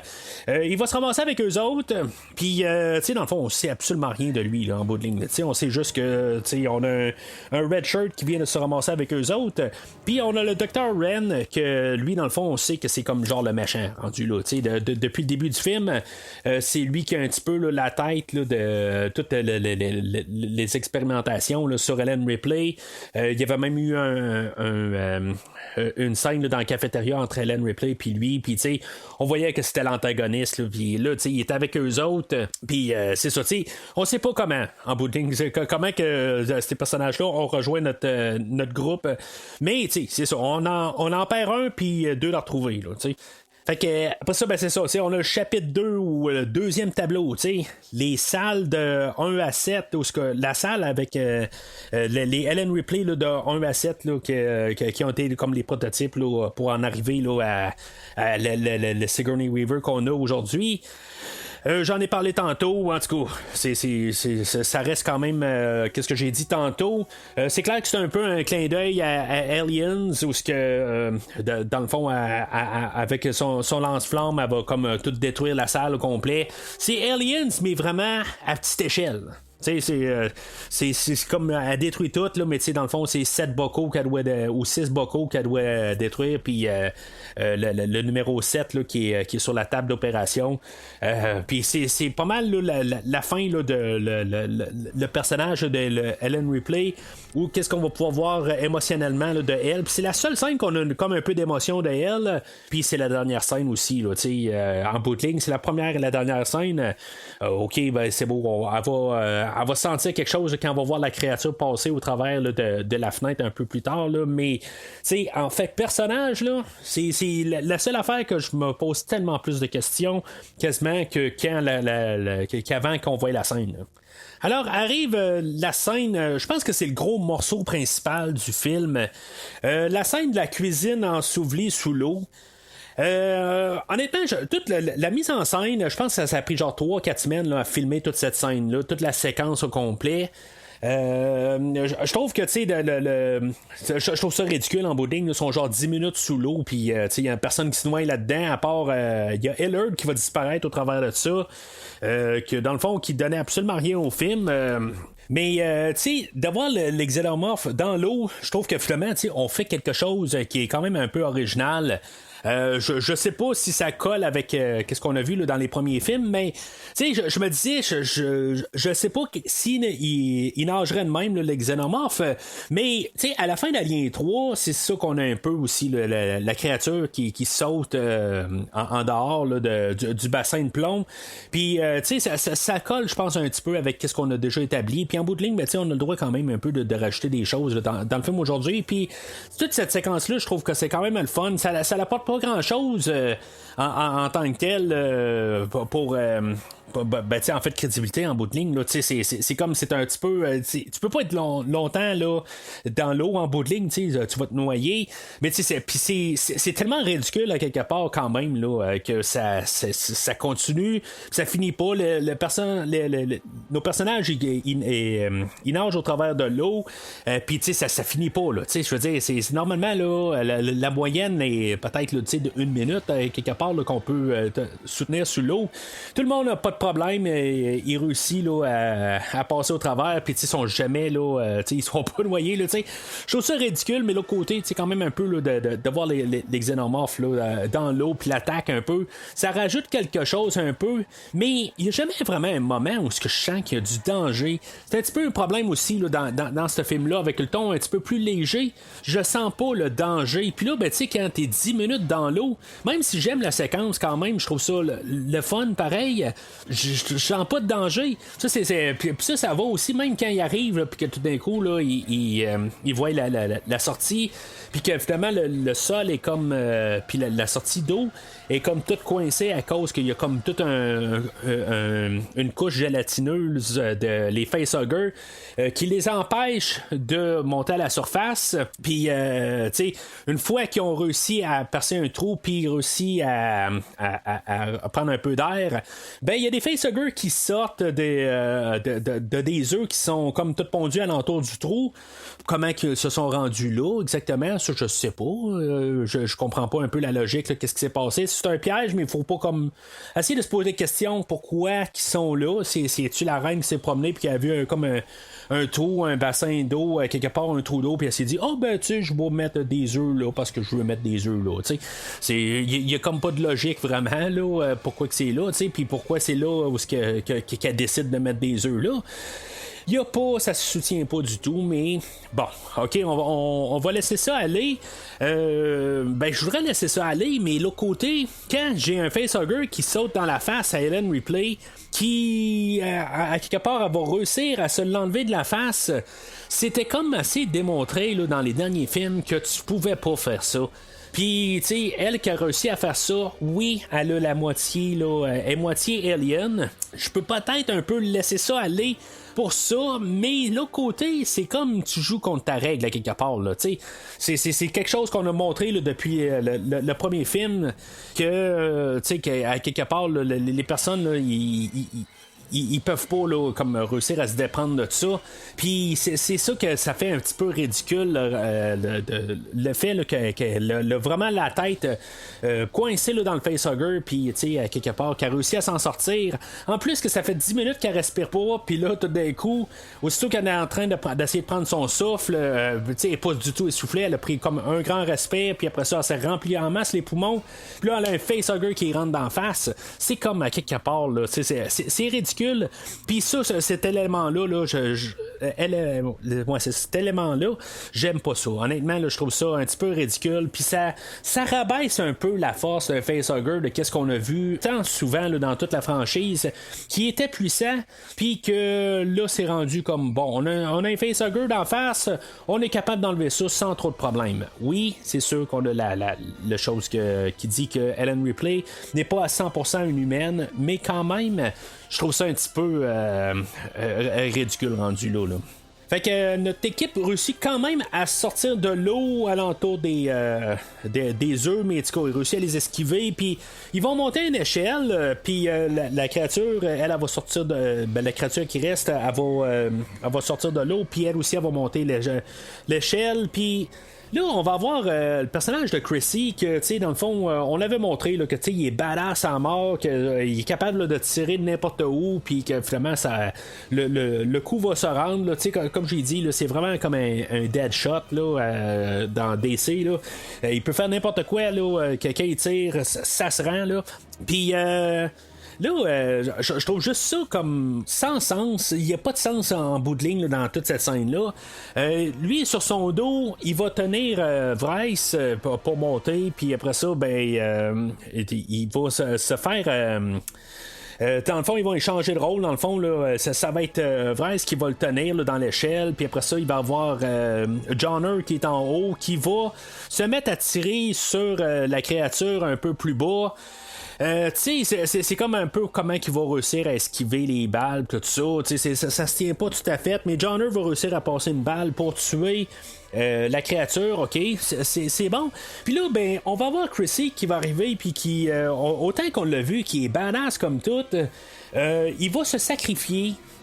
Parce que, tu sais, il va prendre un couteau, puis dans le fond, il va laisser Bryce sur l'échelle, puis lui, Chrissy, c'est parce que la créature, quand elle est morte, elle tenait son soulier, tu sais, ou sa botte, puis en bout de ligne, ben, tu sais, le poids est pas capable, là, Bryce est pas capable de soutenir les deux. Ça, je comprends, à quelque part, mais tu sais, il a pas vu Tuer n'est pas joué, le film de James Bond de 1987, où ce que James Bond, ben, tu sais, le grand machin, il soutient sa botte à James Bond, puis Bond, quand il prend son couteau, ben tu sais, il enlève, il fait juste couper sa botte en bout de ligne, puis le machin il tombe à sa mort, tu sais. Pourquoi que Chrissy qui est super qu'on voit qui est super badass, il a pas pensé à ça à quelque part. Lui, il va couper sa ceinture, puis dans le fond, il va tomber dans l'eau, puis il va se noyer. Tu sais, il va se noyer, là, je me répète. Le gars, il est badass comme tout, à quelque part, puis en plus, quand il va tomber dans l'eau, ils sont capables de respirer pendant à peu près 10 minutes. Il est pas capable de juste déprendre sa botte une fois qu'il est rendu dans l'eau à quelque part. Tu sais, c'est comme je sais pas, tu sais, je me suis toujours dit à quelque part il va bien revenir, tu sais, je peux pas croire qu'il est mort juste comme ça. Je sais pas, tu sais, ça a pas de maudit bon sens. On l'a fait tuer parce que on s'est dit bon ben, il faut qu'il y ait un personnage qui meurt à quelque part, tu sais, on a Hillard qui est morte quelques minutes avant. Puis là ben tu sais, on va essayer de faire tuer des personnages parce que là tous les autres personnages qui vont mourir par la suite, c'est tous des personnages qu'on aime pas ou qu'on connaît à peine. Tu sais, tous les personnages qu'on connaît, on dirait qu'on veut pas les toucher dans ce film-là. Tu sais, c'est comme... il va manquer un peu pas de volonté, mais un petit peu de guts, à quelque part, de se décider, on tue un personnage que t'aimes depuis le début du film. Puis, tu sais, on a même Cal que ça s'est fait tuer quelques secondes avant par la trahison du docteur Wren, que lui va se sauver finalement dans le vaisseau, puis finalement ben Cal est pas morte, c'est là qu'on va découvrir que finalement c'est une androïde, puis que finalement ben, elle pouvait pas mourir juste en se faisant tirer dessus une fois. C'est comme un peu là, d'un autre côté, après ça on veut pas la tuer parce que là je sais pas pourquoi là, en bout de ligne, peut-être parce que c'est Winona Ryder ou c'est un androïde, puis on peut pas la la tuer. Mais tu sais, c'est ça à quelque part. Je trouve qu'à quelque part, on a trop de personnages que je pense que on veut pas aller dans un terrain que tu sais qu'on pourrait offusquer le monde. On veut pas tuer là, la personne en chaise roulante, même si on l'a fait en 74 avec le massacre à la tronçonneuse. Spoiler pour le massacre à la tronçonneuse 74. On veut pas tuer Ron Perlman parce que il est juste le fun comme personnage.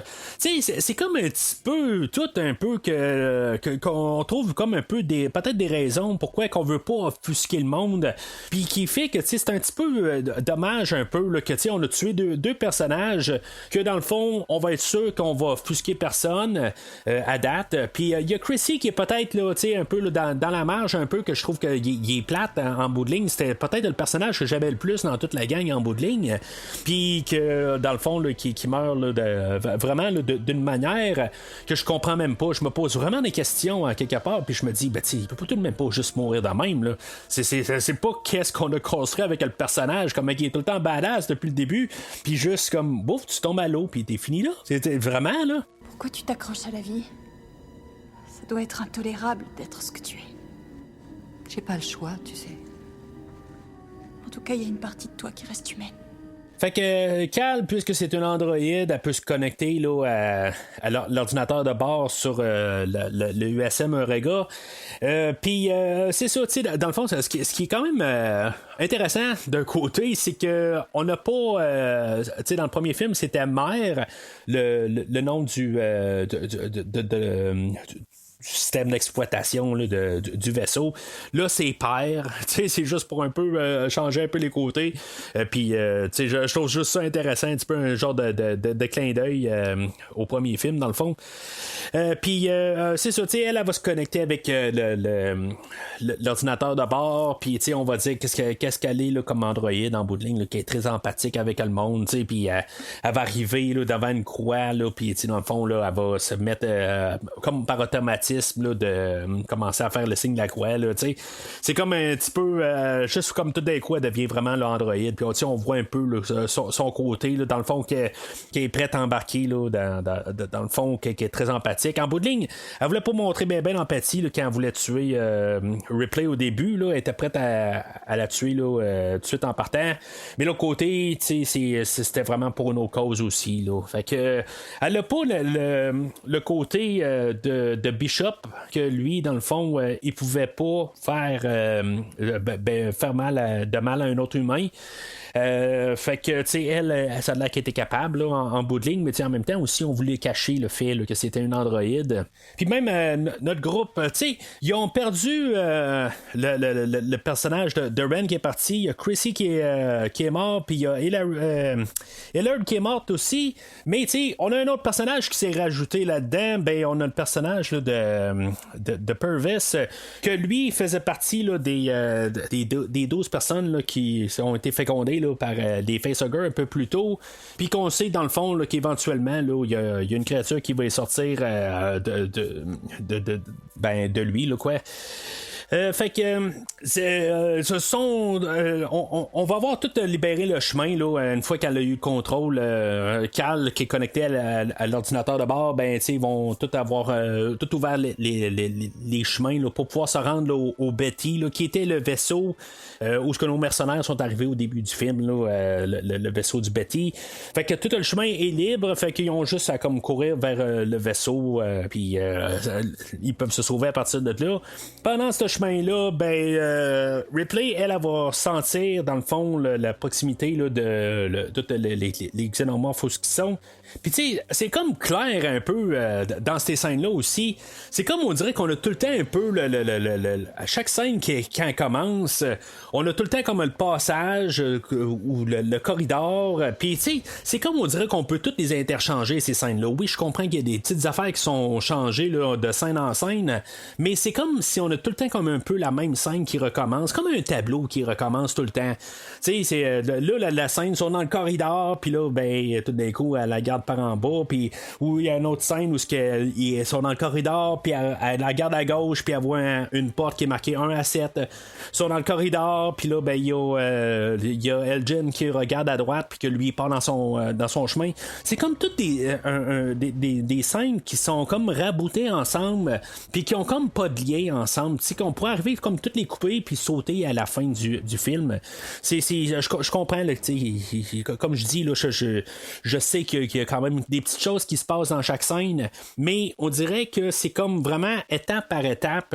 On fait cette scène-là pour faire cette scène-là, mais c'est comme la même scène en bout de ligne qui a quelque chose à faire pour rabouter dans la prochaine scène, mais les scènes en tant que telles, c'est comme juste vraiment une séquence de scènes qui sont collées ensemble. Puis par conséquent, ben, ça fait aussi des scènes qu'on fait, bon ben, on va faire une autre scène pour coller entre ces deux scènes-là, qu'est-ce qu'ils ont fait à quelque part dans le vaisseau. Parce que là, on regarde le timer, puis là, ben, tu sais, 90 minutes, c'est peut-être court. Fait que, tu sais, on veut que ça soit à peu près 1h45 comme film. Fait que, tu sais, on va faire une autre scène de 15 minutes pour coller entre deux scènes qui pourraient fitter un peu. Puis, tu sais, dans le fond, ça apparaîtra pas dans le mix parce que toutes les scènes sont, tous les blocs, les 4-5 blocs qu'on a au milieu du film, ben, tu sais, sont comme tout interchangeables, sont toutes pareilles en bout de ligne, mais c'est juste pour rallonger le film, là. Puis c'est ça que ça sent beaucoup dans ce film-là. Ça sent, c'est comme ça l'avance pas organiquement quelque part. C'est comme c'est vraiment étrange là, la manière que le film est monté. Fait que c'est ça, tu sais, Ellen Ripley, elle, c'est ça, elle ressent là, les xénomorphes, puis finalement les xénomorphes là, vont réussir à la faire tomber dans le sol, puis elle va tomber là, comme dans l'endroit où qui se rejoignent toutes alentour là, de la reine. Puis là, ben c'est ça, on sait que la reine, finalement, ben elle va accoucher en bout de ligne. Elle a pondu des œufs, puis en même temps, ben elle a son côté là, humain là, qu'elle a hérité là, de Ellen Ripley, ben quelque part aussi elle a un côté où ce qu'elle va carrément là, donner naissance à ben si je l'appelle le bébé depuis le début là, un genre là, d'hybride entre les deux. C'est comme si Ellen Ripley elle avait plus de côté humain, côté physique que la créature. Ben c'est comme elle le bébé, ben c'est comme un peu l'inverse. C'est comme c'est la plus de créature puis un petit peu un côté humain là-dedans. Il n'y a plus besoin d'hôtes. Il n'y a plus besoin de... Il ne reste que son ventre. Et la créature qui est dans son corps, c'est ça le cadeau que tu lui as fait, Ripley. Un système de reproduction humain. Elle va accoucher à ta place, Ripley. Maintenant, elle est parfaite.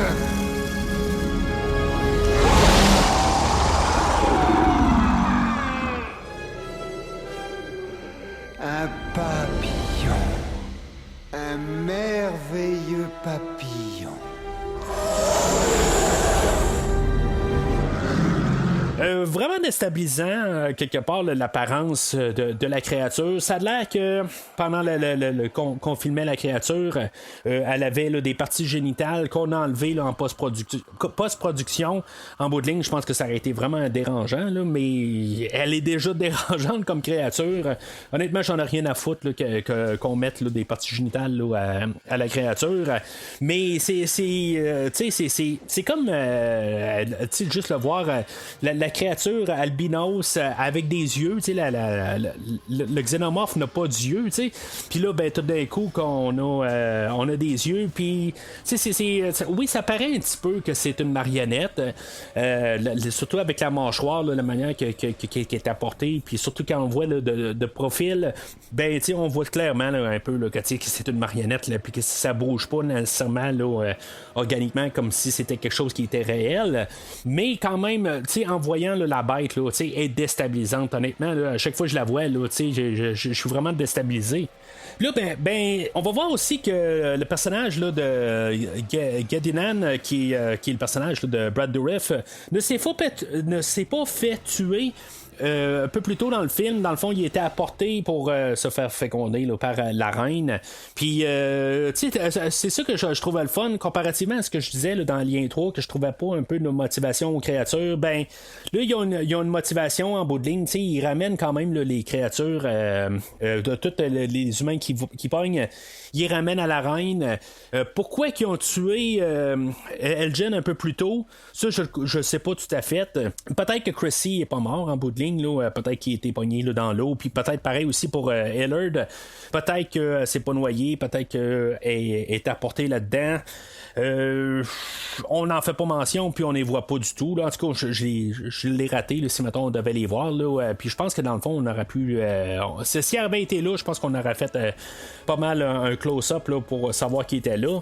Peut-être une chose là, qu'on a passé à côté, là, point de vue scénario, dans tout ça. Peut-être qu'une réécriture, peut-être encore là, du scénario, parce qu'il y a quand même une bonne couple des réécritures. Là, j'en ai parlé au début, puis je suis certain là, qu'il y en a eu par la suite, une fois qu'on s'est rendu là, à un certain degré, à quelque part, on a eu un peu de réécriture, de peaufinage, puis il y a peut-être un peu là, d'éléments là, qui auraient pu être un petit peu là, regardés là-dessus, là, un petit peu pour unir toutes les histoires ensemble.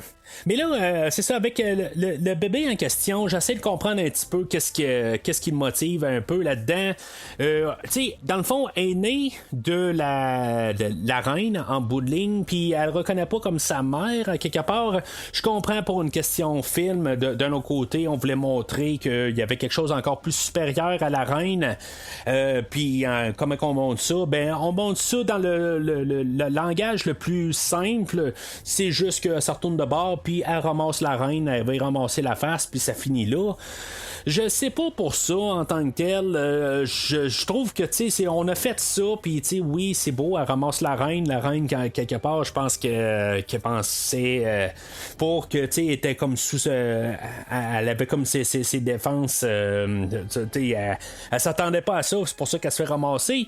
Je trouve que c'est comme un petit peu n'importe quoi rendu là. On va remplacer la reine pour la reine, mais en bout de ligne, on fera pas grand chose avec le bébé rendu là.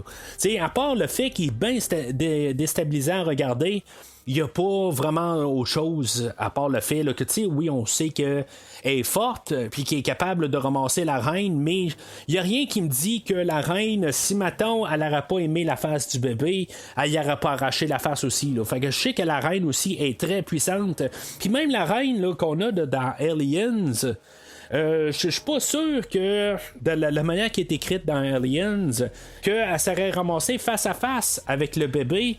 Je suis pas sûr que le bébé aurait pris le dessus sur la reine. La manière qui est interprétée dans Aliens, on a la queue, on a tout le côté là, imposant qui est pas mal plus gros aussi que le bébé en question. Fait que, c'est tout ça ensemble, je me dis à quelque part, on voulait essayer de juste montrer d'un côté rapide que le bébé est plus fort que la reine, mais en bout de ligne, je pense que c'est pas vraiment vrai, là. Je pense que c'est juste un peu le côté d'éclat qui nous dit ça, mais quand il se met à y penser, le bébé est encore inférieur à la reine, sauf que le côté, je pense qu'il est beaucoup plus déstabilisant là, à regarder. Salut? Je te croyais morte. Oui, ça m'arrive sans arrêt. Fait que Ripley, elle va se sauver de là, puis elle va se ramasser là, sur... elle va aller rejoindre là, tout le monde là, sur le Betty. Finalement, le bébé aussi va les ramasser. Il va y avoir Ren qui va savoir ramasser sur le Betty, puis que, dans le fond, on va avoir comme une confrontation finale. J'aime quand même un peu l'idée pareil. Là. Ça fait film d'action, en quelque part, là, en bout de ligne. Là. On a Purvis qui va arriver, puis qu'en bout de ligne, là, il va se faire tirer dessus, mais dans le fond, il est en train là, de vraiment, la créature est sur le point là, de sortir de ses pectoraux là, en bout de ligne, puis il va avoir pris le personnage là, de Ren, puis que dans le fond là, il va y défoncer carrément la tête en même temps. C'est comme un petit peu là, vraiment, c'est comme il fallait s'attendre à avoir quelque chose de même là, dans un film de même là. Puis c'est correct rendu là, quelque part.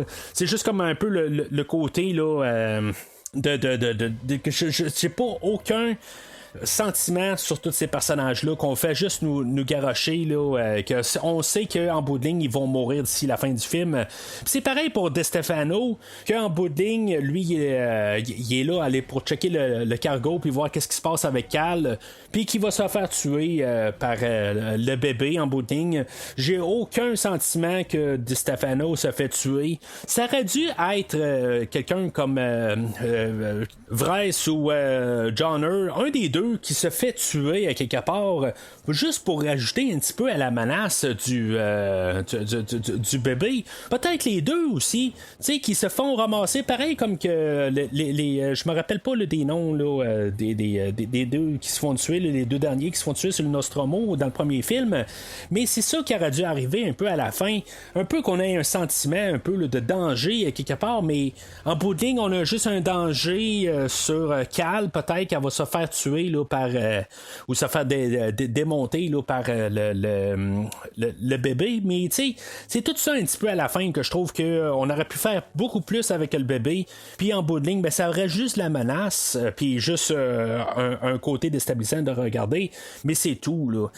Là, le fait là, qu'en plus, là, une fois là, que Ellen Ripley va se pointer, puis elle va, dans le fond, elle va s'arranger pour se couper, puis on sait là, qu'elle a un peu d'acide dans son sang, puis qu'elle est capable de faire un trou là, dans la petite vitrine qu'il y a, puis qu'en bout de ligne, là, la créature va passer au travers.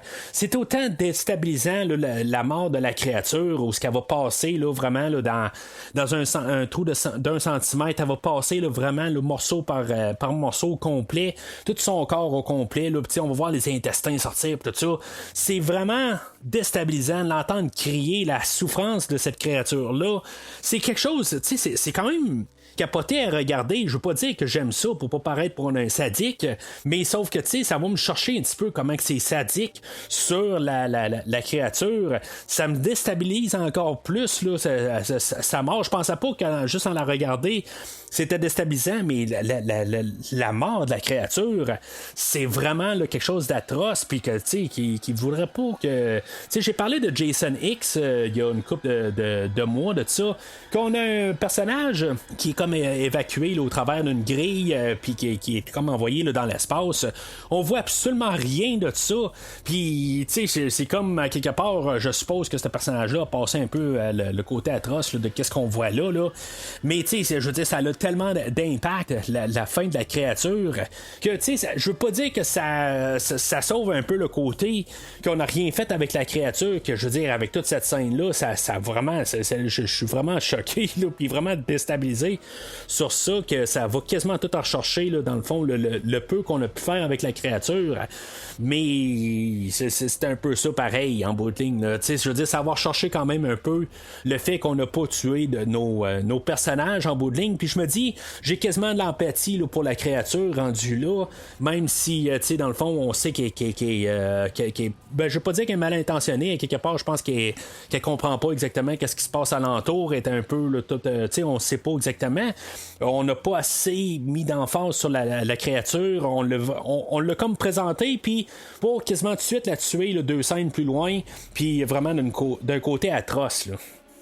Là, dans les dernières affaires que Cal avait fait, qu'une fois qu'elle avait eu le contrôle ou qu'elle avait accès au pilote automatique du USM Eureka, elle avait comme contrôlé là, le vaisseau pour qu'il crash sur la Terre dans un désert ou quelque chose de même, là, une place où il y a personne là, qui habite là. Puis on voyait même l'explosion là, sur la Terre, là, à quelque part, là, ça détruit carrément une partie là, de la planète. Puis vraiment, là, comme genre un continent, là, c'est quand même assez gros comme explosion. Puis c'est ça, selon la version du film, ben soit il se ramasse sur Terre ou soit il reste en orbite. Je pense que j'aime mieux d'un côté, surtout quand là on sait qu'on n'a pas de 5e film, qu'il reste en orbite puis qu'on peut supposer qu'il se passera, qu'est-ce qui se passera, ils vont arriver sur Terre, puis normalement ben il devrait pas avoir de créatures, parce que les créatures qui ont été créées sont restés là, sur les vaisseaux, puis même ce qui restait comme vaisseau, ben il a explosé carrément, que normalement il devrait plus rester quelque chose de aucun xénomorphe ou rien du tout. Tout devrait être carrément pulvérisé. puis il devrait plus rien avoir. Là, quand on a la version édition spéciale, on voit que comme il y a eu un temps là, qui semble un post-apocalyptique là, à quelque part, là, on se ramasse en France, puis on voit là, que il y a eu genre des bombes nucléaires, peut-être qui est tombé là-dessus, tout ça. Fait que, tu sais, c'est comme un peu, là, on s'en va dans quelque chose qu'on sait pas tout à fait. On s'ouvre la porte là, pour un 5e film. Mais ce 5e film-là n'a pas eu lieu. Je vais en parler dans quelques minutes, là, parce qu'il y a quand même quelque chose qu'on peut lire pour, pour une suite. Mais pour la finale du film, je trouve ça quand même... mieux qu'on reste en orbite, puis à quelque part on se dit que Ellen Ripley elle va avoir réussi enfin à arriver sur Terre, la forme d'Ellen Ripley que je ne connais pas en tant que telle, mais tu sais, si je regarde quand même d'un autre côté, à partir du premier film, que éventuellement elle s'est ramassée sur Terre d'une forme ou d'une autre, là, tu sais, à quelque part au moins, peut-être il y a un fond de pensée qu'elle a dans elle qui fait qu'elle s'est rendue éventuellement. Puis, tu sais, qu'à quelque part, elle a pu avoir un peu une vie un peu là, normale, peut-être un peu par la suite.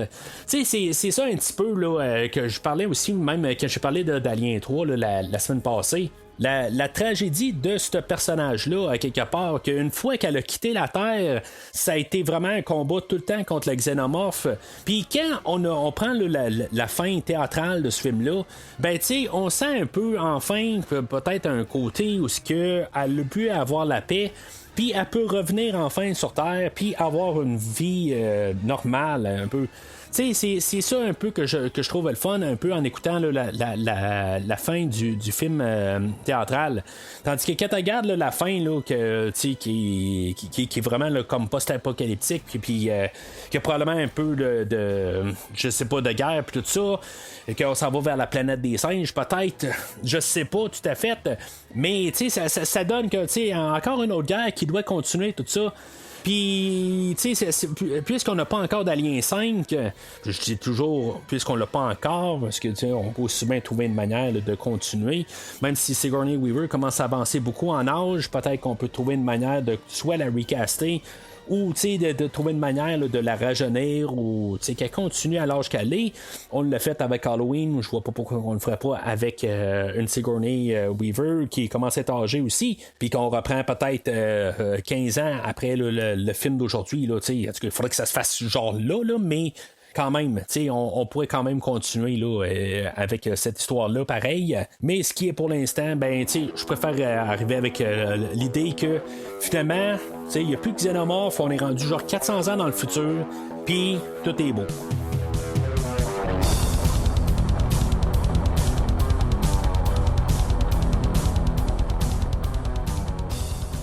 Alors, en conclusion, ben, c'est un film que, tu sais, c'est un peu une déception. Honnêtement, là, avec tout ce qu'on avait alentour, là, que j'ai nommé plusieurs films là, à l'époque, que, tu sais, la franchise Alien devait un peu contrer ça. C'est forcé de ramener Sigourney Weaver. Je trouve que, c'est, comme j'ai dit un peu plus tard, un peu plus tôt, je veux dire, Sigourney Weaver, je pense qu'elle était plus déplaisante sur le plateau, puis ça, il tentait pas d'être là.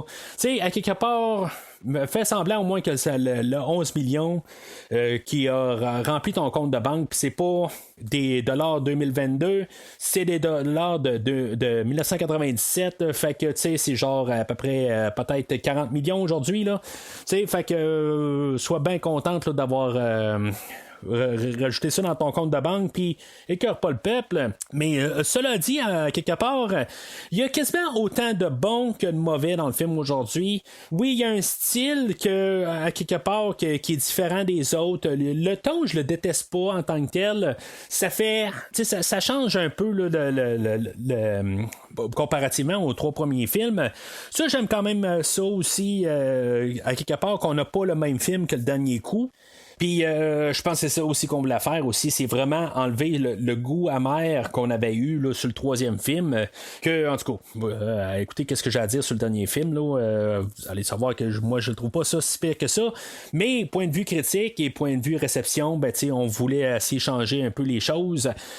Puis c'est correct hein, quelque part. On a 4 films qui sont quand même assez différents. On n'a pas un film qui essaie de cloner un autre film.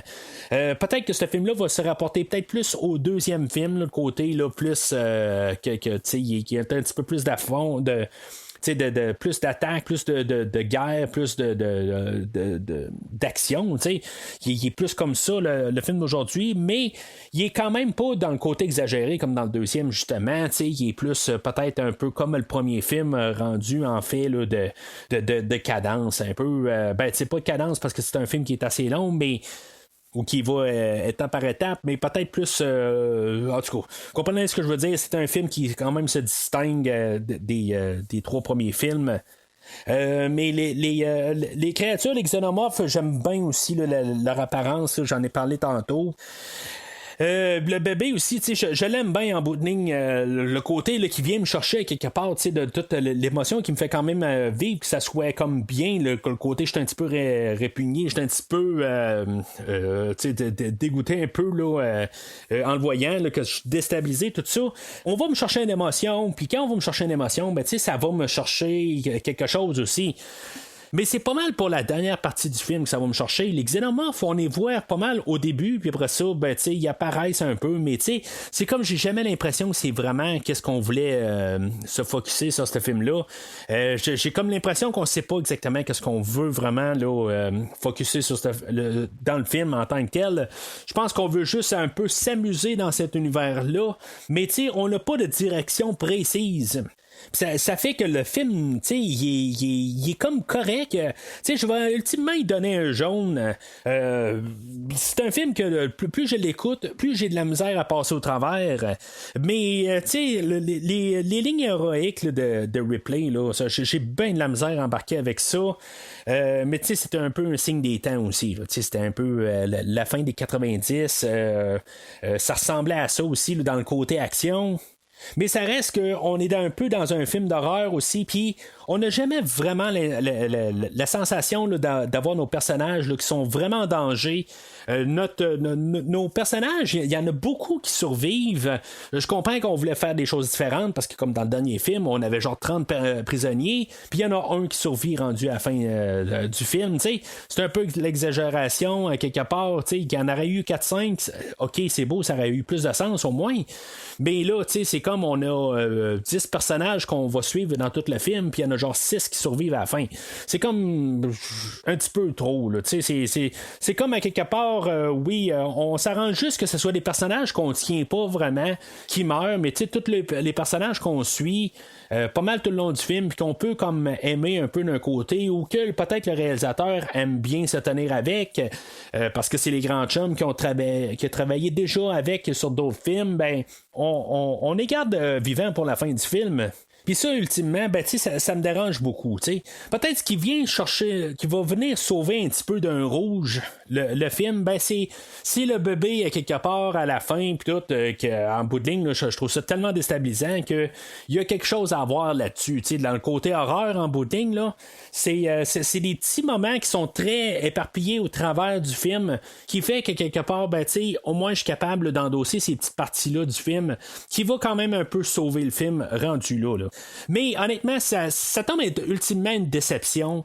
Vu les 3 premiers films, ok, puis oui, il y en a beaucoup qui vont dire que c'est peut-être un peu un rehaussement là, sur le 3e film, mais honnêtement, les 3 premiers films, je peux les prendre quand même si le 3e est moins est pas autant au même niveau que les 2 premiers films. Je trouve que pour une trilogie en tant que telle, il y a un début, un milieu, puis une fin, puis ça se clôt très bien. Puis tu sais, qu'est-ce qu'on a essayé de faire avec le 3e film? On a closé vraiment, on a tout fermé la trilogie. Puis là, avec ce film-là, on a essayé de faire quelque chose d'autre qui va un peu vomir sur la première trilogie rendue là. Tu sais, le personnage là, d'Ellen Ripley est devenu comme une abomination rendue là. Qu'est-ce qu'elle a essayé de faire dans les 3 premiers films? Dans le fond, ça montre quand même que le côté de toutes les compagnies en bout de ligne vont se foutre un peu là, des côtés moraux, puis à quelque part, on va continuer quand même à faire un produit aujourd'hui, si maintenant on peut faire quelque chose avec. On s'en fout que le devoir moral de tout ça, on va le montrer là-dedans, mais à quelque part aussi, en fait film, ben c'est ça l'affaire aussi, c'est que même si la franchise aurait dû mourir avec le personnage d'Ellen Ripley, puis au pire faire les aliens contre Predator, mais enlever Ellen Ripley de cette histoire-là, elle, rendue là dans un futur, elle va se débarrasser des personnages, puis ça aurait dû arrêter là. Là, aujourd'hui, ben, on a une genre d'hybride, puis à quelque part, ben, ça colle pas à quelque part. Puis je voudrais pas vraiment avoir un 5e film à partir de là, surtout si Sigourney Weaver, elle serait pour revenir avec son côté arrogant, là, qui veut pas être là pour un 5e film.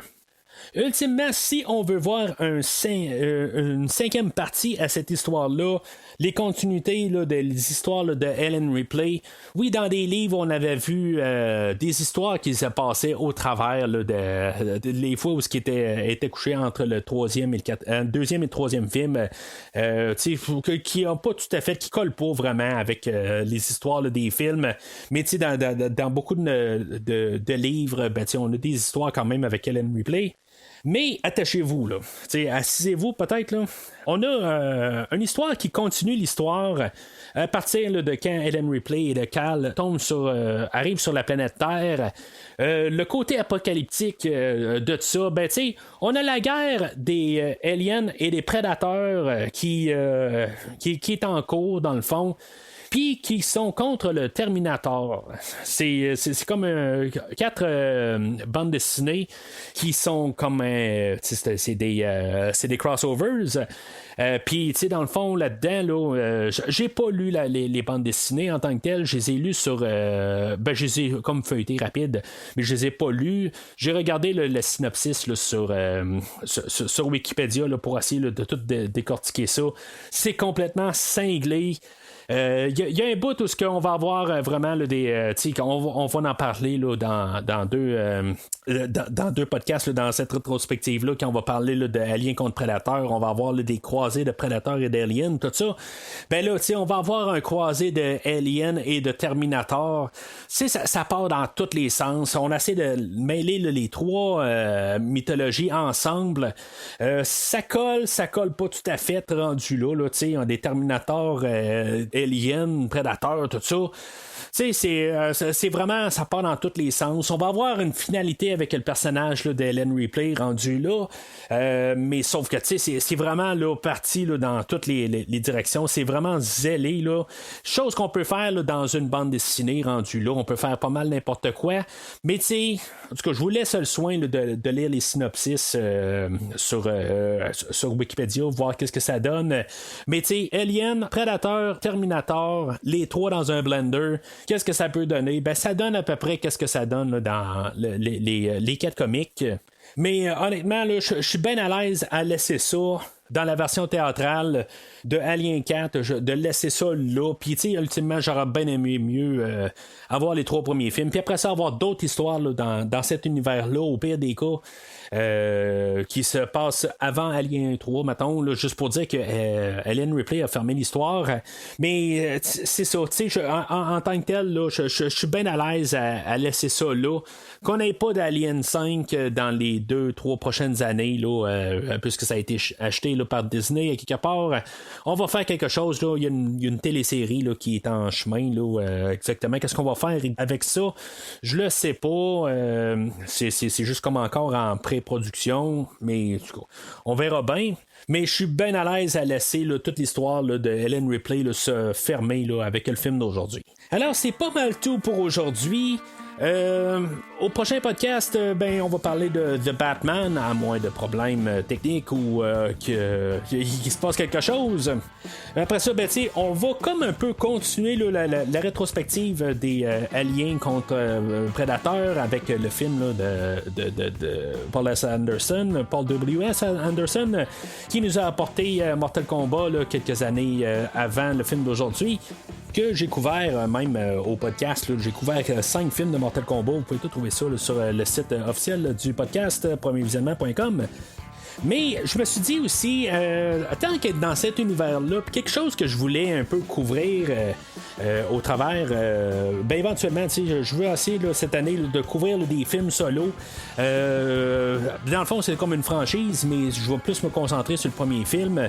J'en ai parlé un petit peu au début du podcast, mais juste avant de parler là, de Alien contre Predator, je vais parler de qu'est-ce qui était plus peut-être qui a continué un peu le flambeau là, des Aliens au travers là, des années 90. Je vais parler du film Espèce de 1995. Je vais parler du premier film, puis je vais parler là, de ces 3 suites, juste en globalité, là,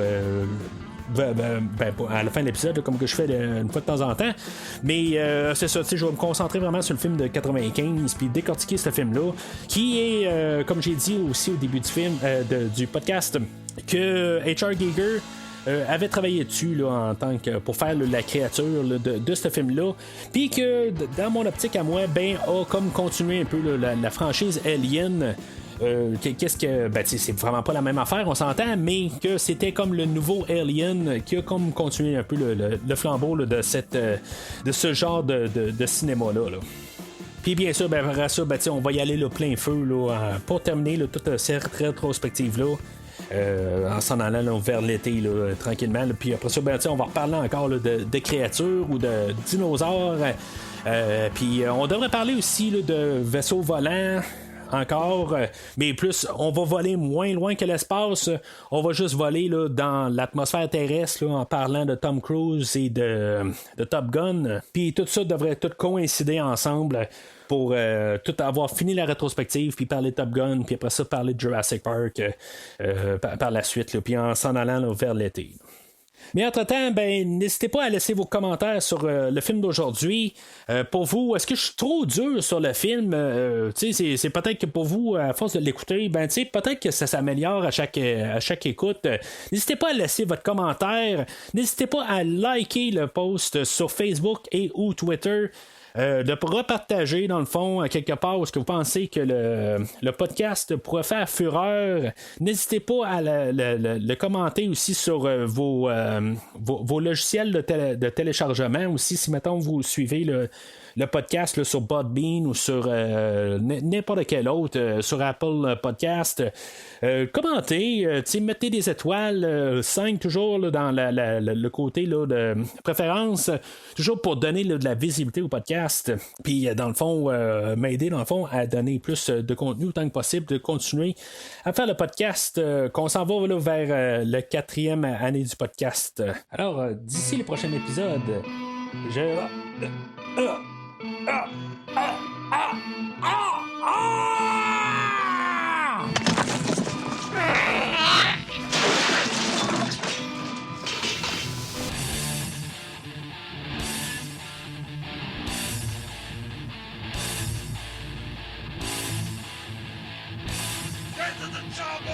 Merci d'avoir écouté cet épisode de Premier Visionnement. J'espère que vous êtes bien amusés.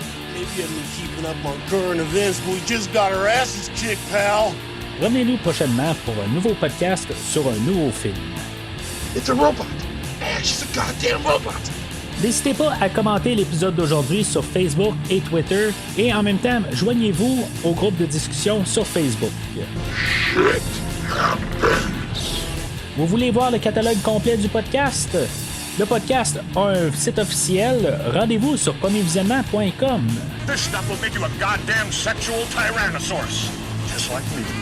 Vous voulez suivre Premier Visionnement par l'intermédiaire d'une application? Premier Visionnement est disponible sur toutes les plateformes de balado-diffusion, dont Spotify, Podbean et Google Podcast. Okay. Who's next?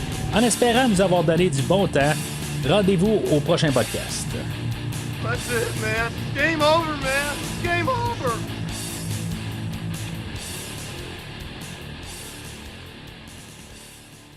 Et Brad Dourif. Brad.